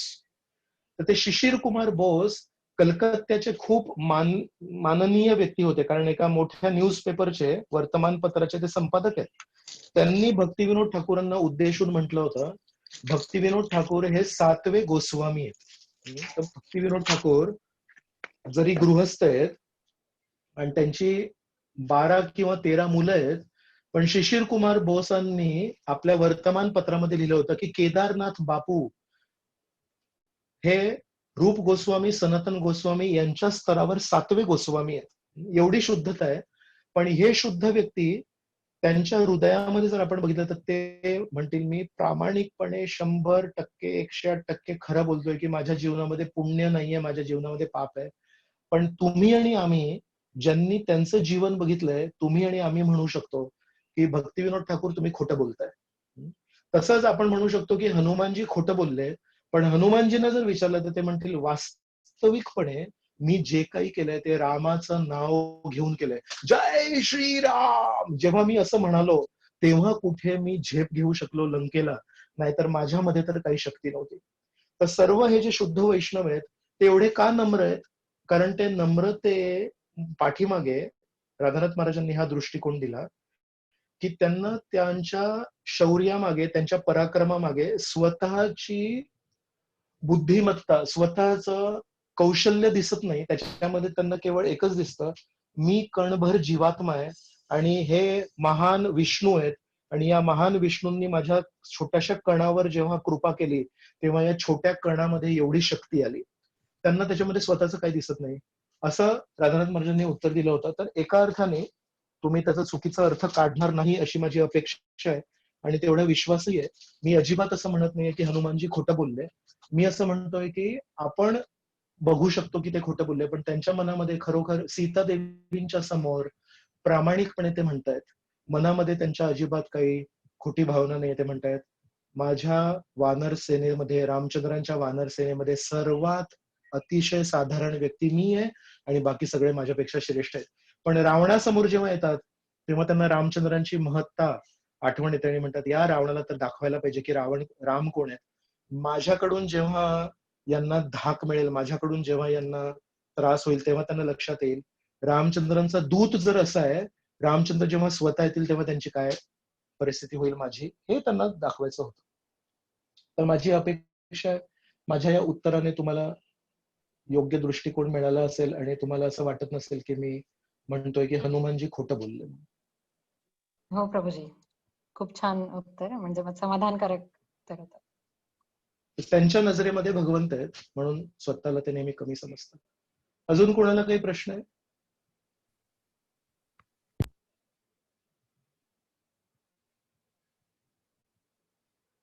चालेल, खूप खूप धन्यवाद. येत्या मंगळवारी आपण या विषयावर पुढची चर्चा करूया आणि आपण अशा प्रकारे स्वतःच्या भक्तीमध्ये 6 अनुकूल गोष्टी शिकत आहोत. अशा प्रकारे आपण आपल्या जीवनामध्ये पण परिवर्तन आणू शकतो. हरे कृष्णा जय श्री प्रभू. शिव जगन्नाथ. हा उग्रसेन प्रभू. हरे कृष्णा. दंडवत होय, प्रणाम होय. प्रभूजी. दंडवत प्रभूजी, प्रणाम. नारद मुनी विष्णूंच्या शत्रूकडे जात होते. कधी? हरे कृष्णा. हा, कुठल्या प्रसंगात? म्हणजे रावणाकडे गेले, कंसाकडे गेले, वाल्या कोळीकडे गेले, परंतु त्यांच्यावर कोणी असं प्राणघात हल्ला केला नाही. म्हणजे त्यांच्यात एवढी ताकद काय होती? एक गंमत आहे खरी की कंसाकडे जेव्हा गेले होते तेव्हा कंसाकडे एक चंद्रहास नावाची तलवार होती. तर ही चंद्रहास नावाची जी तलवार आहे त्यांनी त्या तलवारीने नारद मुनींवर प्रहार केला होता. पण नारद मुनींचं पूर्णपणे आध्यात्मिक शरीर होतं, तर ती भौतिक तलवार जी आहे ती नारद मुनींच्या शरीरातून आरपार गेली.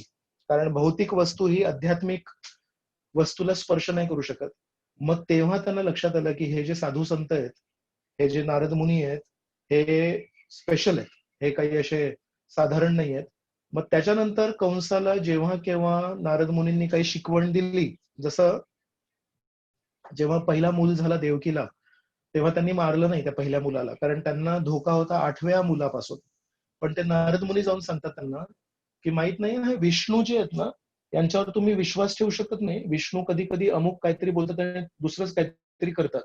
त्याच्यामुळे म्हणतात की तुम्ही असं विचार करू नका की विष्णू केवळ 8व्या पुत्राच्या रूपातच येतील. असं शक्य आहे की पहिल्या पुत्राच्या रूपात पण येऊ शकतात. तर तेव्हा त्यांनी नारद मुनींची ती शिकवण का स्वीकारली?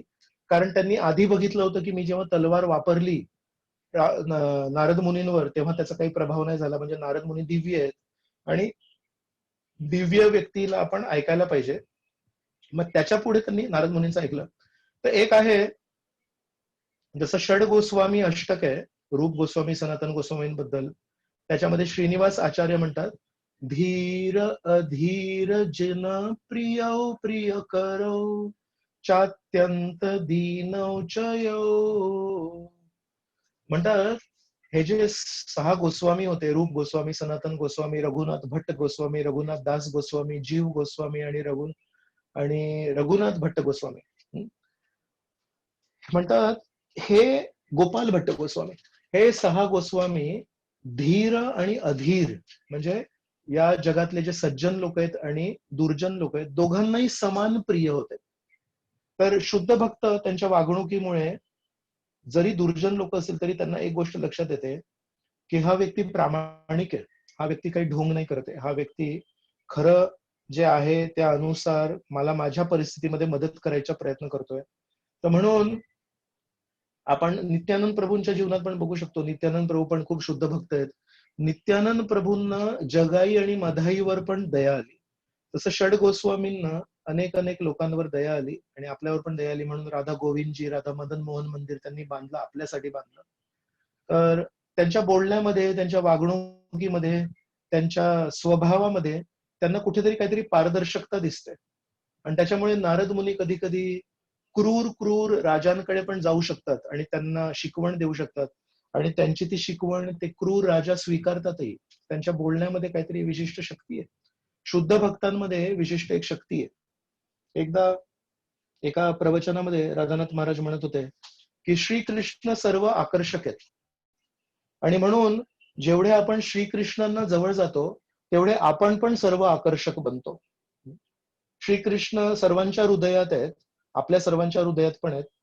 पण जर आपण पूर्णपणे शुद्ध नसू तर तेवढे श्रीकृष्ण आपल्या हृदयामध्ये आवरण झालेले आहेत. आपल्या लोभ, आपल्या क्रोध, आपल्या अहंकाराचं आपल्या परमात्म्यावर आवरण आहे. परमात्मा आहेत पण आपण त्यांना बोलू देत नाही. पण महाराज म्हणत होते एका प्रवचनामध्ये की श्रीकृष्ण सर्व आकर्षक आहेत आणि ते श्रीकृष्ण ज्यांच्या हृदयामध्ये स्थित आहेत आणि त्यांनी आपल्या मनातलं, आपल्या अस्तित्वाचं अहंकार, राग, काम, मात्सर्य हे सर्व जे अवगुण आहेत, जे आवरण आहेत, त्यांना नाश केलंय. तर म्हणजे श्रीकृष्ण जे त्यांच्या हृदयात आहेत ते स्पष्टपणे त्यांचा प्रभाव बाहेर येऊ शकतो. तर म्हणाले म्हणून शुद्ध वैष्णव श्रीकृष्णांसारखे सर्व आकर्षक असतात. म्हणून मी कधी कधी विचार करतो, प्रभुपाद आहेत, प्रभुपाद जेव्हा या जगातून निघून गेले त्याच्यानंतर माझा जन्म झालाय.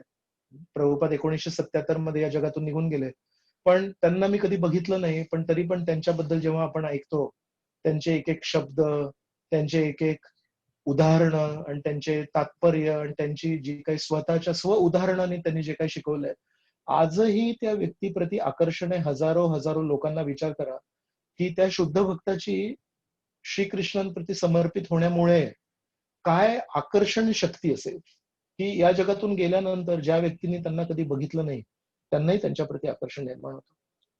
तर मेन गोष्ट अशी आहे की आपण किती आकर्षक आहोत याच्यापेक्षा आपल्याद्वारे श्रीकृष्ण किती लोकांपर्यंत पोहोचतायत त्याच्यावर एका वैष्णवाचं आकर्षण ठरतं. साधारण लोकांचं आकर्षण ठरतं त्यांच्या बुद्धीवरून. साधारण लोक कधी आकर्षक मानले जातात जेव्हा ते खूप सुंदर असतात किंवा उच्च कुळामध्ये जन्मलेले असतात, कुठल्या राज परिवारात जन्मलेले असतात. पण वैष्णवांचं आकर्षण काय? वैष्णवांचं आकर्षण आहे की त्यांच्याद्वारे श्रीकृष्ण लोकांच्या जीवनामध्ये किती उतरू शकतात आणि श्रीकृष्ण जसं सर्वांना आकर्षित करतात तसं वैष्णवांना पण आकर्षित करतात. तर एक चॅटवर माझ्याकडे एक प्रश्न आलाय, याच्यामध्ये लिहिले सीतामाईंना अशोक वाटिकेतील फुले निळे का दिसतात? याच्याबद्दल मी म्हटलं होतं की कारण ते श्री रामचंद्रांपासून विरहात आहेत, तर त्यांच्या डोळ्यातून नेहमी अश्रू वाहत आहेत आणि त्या अश्रू पाण्याचे असतात आणि त्या पाण्याच्या त्या डोळ्यांच्या रंगामुळे त्यांना नेहमी ती जी पांढरी फुलं होती ती निळी दिसली. जसं हनुमानजींना रागामुळे ते पांढरी फुलं लाल दिसली. हे उत्तर.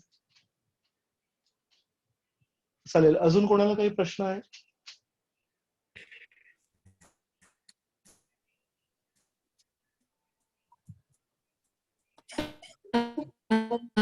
हरे कृष्णा प्रभू. हा प्रभूजी. समजायचं.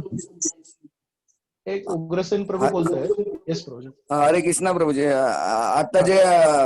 आत्ताचे जे गुरु आहेत आपण बघतो टीव्ही चॅनलवरही दाखवतात आणि एवढे आपण भावनिक होतो त्यांना की असं वाटतं की तेच गुरु करावेत आणि आपण मग खरा गुरु कसा ओळखावा? म्हणजे खरा गुरु ओळखावा प्रभुपादांनी आपल्याला सांगितलंय जो श्रीकृष्णांप्रती त्यांची शिकवण प्रामाणिकपणे मांडतोय. म्हणून श्री चैतन्य महाप्रभूंनी श्री चैतन्य चरितामृतात आपल्याला सांगितलंय किबा विप्र किबा न्यासी शूद्र केने नोय जेई कृष्ण तत्व वेत्ता सेई गुरु होय. तर श्री चैतन्य महाप्रभू या जगामध्ये यायच्या आधी काही लोकांना असं वाटायचं की केवळ संन्यासी लोकच गुरु बनू शकतात किंवा काही लोकांना असं वाटायचं की गुरु बनणं हे केवळ ब्राह्मणांचा अधिकार आहे, इतर जातींमध्ये आपण गुरु नाही बनू शकत.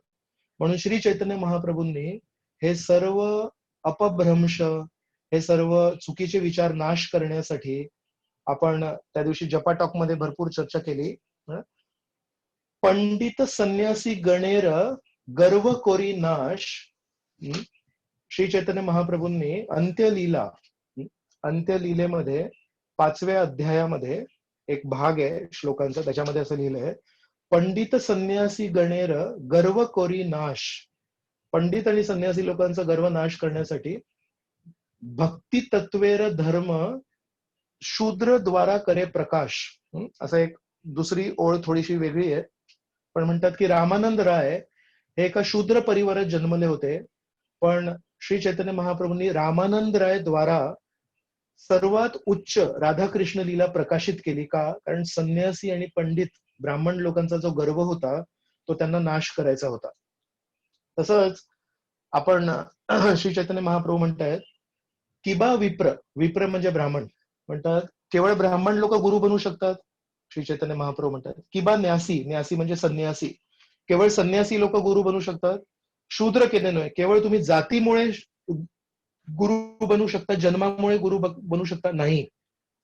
श्री चैतन्य महाप्रभू म्हणतायत जेई कृष्ण तत्व वेत्ता सेई गुरु आहे. ज्यांना श्री कृष्णांप्रती आकर्षण आहे, ज्यांना श्री कृष्णांबद्दल परंपरेमध्ये जशी आहे तशी माहिती आहे, जे श्री कृष्णांना प्रामाणिकपणे पारदर्शकपणे मांडतात आणि त्याच्यामध्ये स्वतःच्या मतांचं मिश्रण नाही करत, हे व्यक्ती गुरु बनण्यासाठी प्रामाणिक आहेत. ते गृहस्थ पण असू शकतात, ते संन्यासी पण असू शकतात. वर्णाला महत्व नाहीये, त्यांचं श्रीकृष्णांप्रती किती समर्पण आहे आणि त्यांचं श्रीकृष्णांशी वैयक्तिक काय नातं आहे आणि ते प्रामाणिकपणे श्रीकृष्णांची शिकवण भगवद्गीतेमध्ये जशी दिली आहे तशी मांडतायत का, हे आपण बघायला पाहिजे. जे जे लोक प्रामाणिकपणे श्रीकृष्णांची शिकवण मांडतायत ते गुरु बनण्यासाठी अवेलेबल आहेत. आता हा व्यक्ती त्यांनी स्वतःची परीक्षा घ्यायला पाहिजे की आपल्याला श्रीकृष्णांप्रती किती आकर्षण आहे आणि आपण पारदर्शकपणे किती ती शिकवण मांडतोय.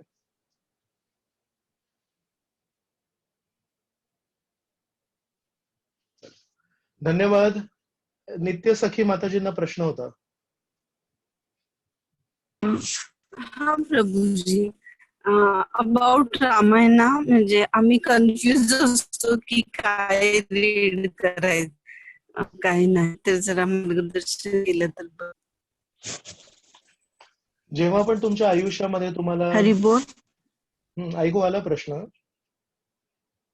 जेव्हा पण तुमच्या आयुष्यामध्ये तुम्ही हताश व्हाल, होणाऱ्या कष्टांमुळे तुम्हाला वाटेल की हे सगळं माझ्यासोबत का होतंय, एवढ्या सगळ्या चुकीच्या गोष्टी माझ्यासोबत का घडतायत, त्यावेळेस जर तुम्ही रामायण उघडून रामचंद्रांची कथा वाचली तर तुम्हाला त्याच्यामधून खूप प्रेरणा मिळेल. कारण कुठल्याही कठीण प्रसंगामध्ये रामचंद्रांनी कधी आपले तत्व कॉम्प्रोमाइज नाही केले, कधी त्याच्याशी तडजोड नाही केली. जे त्यांचे तत्व होते त्या तत्वांना पहिल्या क्षणापासून शेवटच्या क्षणापर्यंत कितीही त्यांच्या जीवनामध्ये संघर्ष आले, वादळ आले, पण त्यांनी एकनिष्ठ राहिले आणि म्हणाले की नाही, धर्माच्या स्थापनेसाठी माझं स्वतःचं उदाहरण देणं हे खूप महत्वाचं आहे. तर म्हणून म्हणतात साधकासाठी, जो साधक आहे, जो आपल्या अनर्थांशी झगडतोय, ज्याच्या मनामध्ये अनेक वेळा काही विचार येतात, असं का होतंय तसं का होतंय, त्याला म्हणतात रामायणाचं जर त्यांनी शरण घेतलं तर साधकाच्या दृष्टीने त्याला तिथे खूप मदत मिळेल असं म्हणतात. त्याच्यामुळे रामचंद्र आहेत, भगवंत आहेत आणि विष्णूंचं चरित्र वाचणं हे नेहमी आपल्यासाठी फायद्याचं आहे, नेहमी आपल्यासाठी लाभदायक आहे. तर रामायण आपण कधीही वाचू शकतो, पण विशेष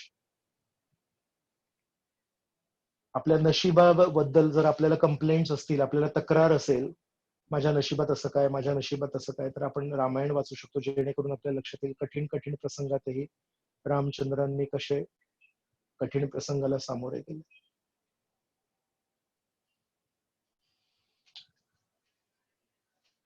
आणि प्रभुपादांनी आपल्याला भागवत दिलंय, प्रभुपादांनी आपल्याला भगवद्गीता दिली आहे. नक्कीच भगवद्गीता आपण जगण्याचं विज्ञान आहे, पण सूत्र रूपात दिलंय, श्लोक रूपात दिलंय. त्या एकेका श्लोकासाठी तुम्हाला रामायणात, महाभारतात आणि भागवतामध्ये मोठे मोठे कथा मिळतील आणि मोठ्या मोठ्या घटना मिळतील. कसं आहे, भगवद्गीतेमध्ये संक्षिप्त रूपात आहे, भगवद्गीतेमध्ये खूप कमीत कमी रूपात आहे. कारण युद्धभूमीवर बोलले श्रीकृष्ण, त्यांच्याकडे खूप जास्ती वेळ नव्हता. पण गीतेतल्या प्रत्येक श्लोकासाठी तुम्हाला महाभारतात आणि रामायणामध्ये एक गोष्ट मिळेल, एक प्रसंग मिळेल, ज्याच्यावरून ती गीतेतला तो जो श्लोक आहे तो खूप चांगल्यापणे, खूप स्पष्टपणे तुम्हाला समजून येईल. अशा प्रकारे तुम्ही बघू शकता की गीतेतला हा श्लोक आहे आणि हा श्लोक समजण्यासाठी महाभारतामध्ये कुठला प्रसंग आहे का, भागवतामध्ये कुठला प्रसंग आहे का, अनेक अनेक उदाहरणं मी तुम्हाला सांगू शकतो या क्षणी. यद यद आचरती श्रेष्ठ तत्तद एवे इतरो जन सयत प्रमाणम कुरुते लोकस्तद अनुवर्तते.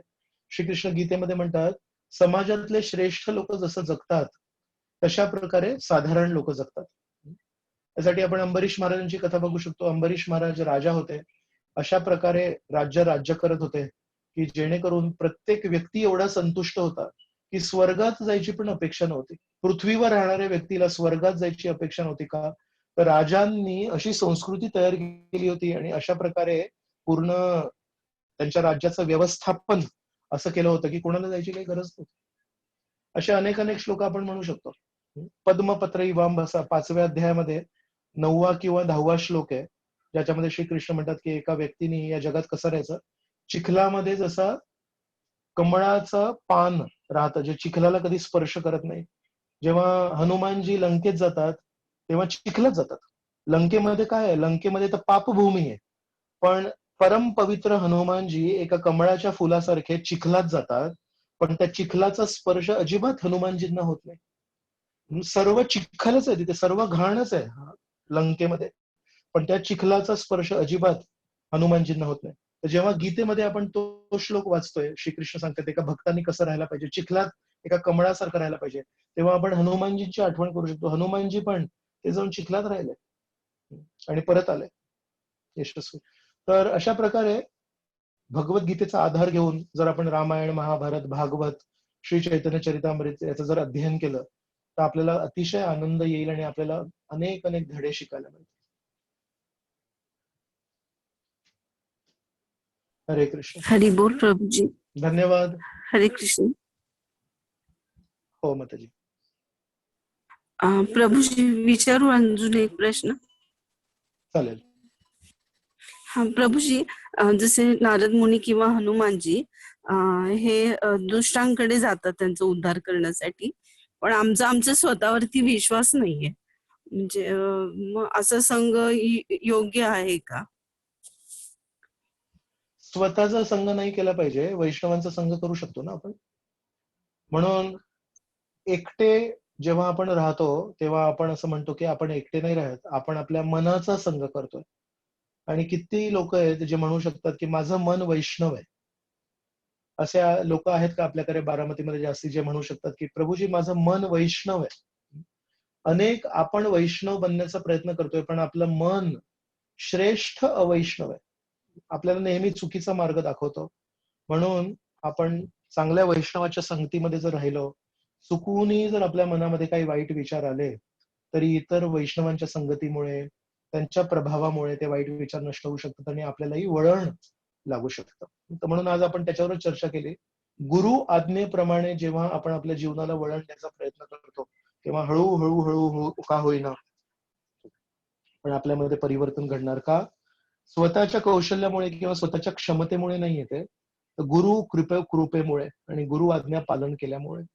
अशा प्रकारे आपण स्वतःला समजू शकतो की कसं आपण चांगल्या प्रामाणिक वैष्णवांचा संघ करून, त्यांच्याकडून शिकून उत्साह, दृढ निश्चय, धैर्य आणि आता अनुकूल भक्तिमय कृती करण्यासाठी आपण जीवनामध्ये निर्णय घेतले पाहिजे.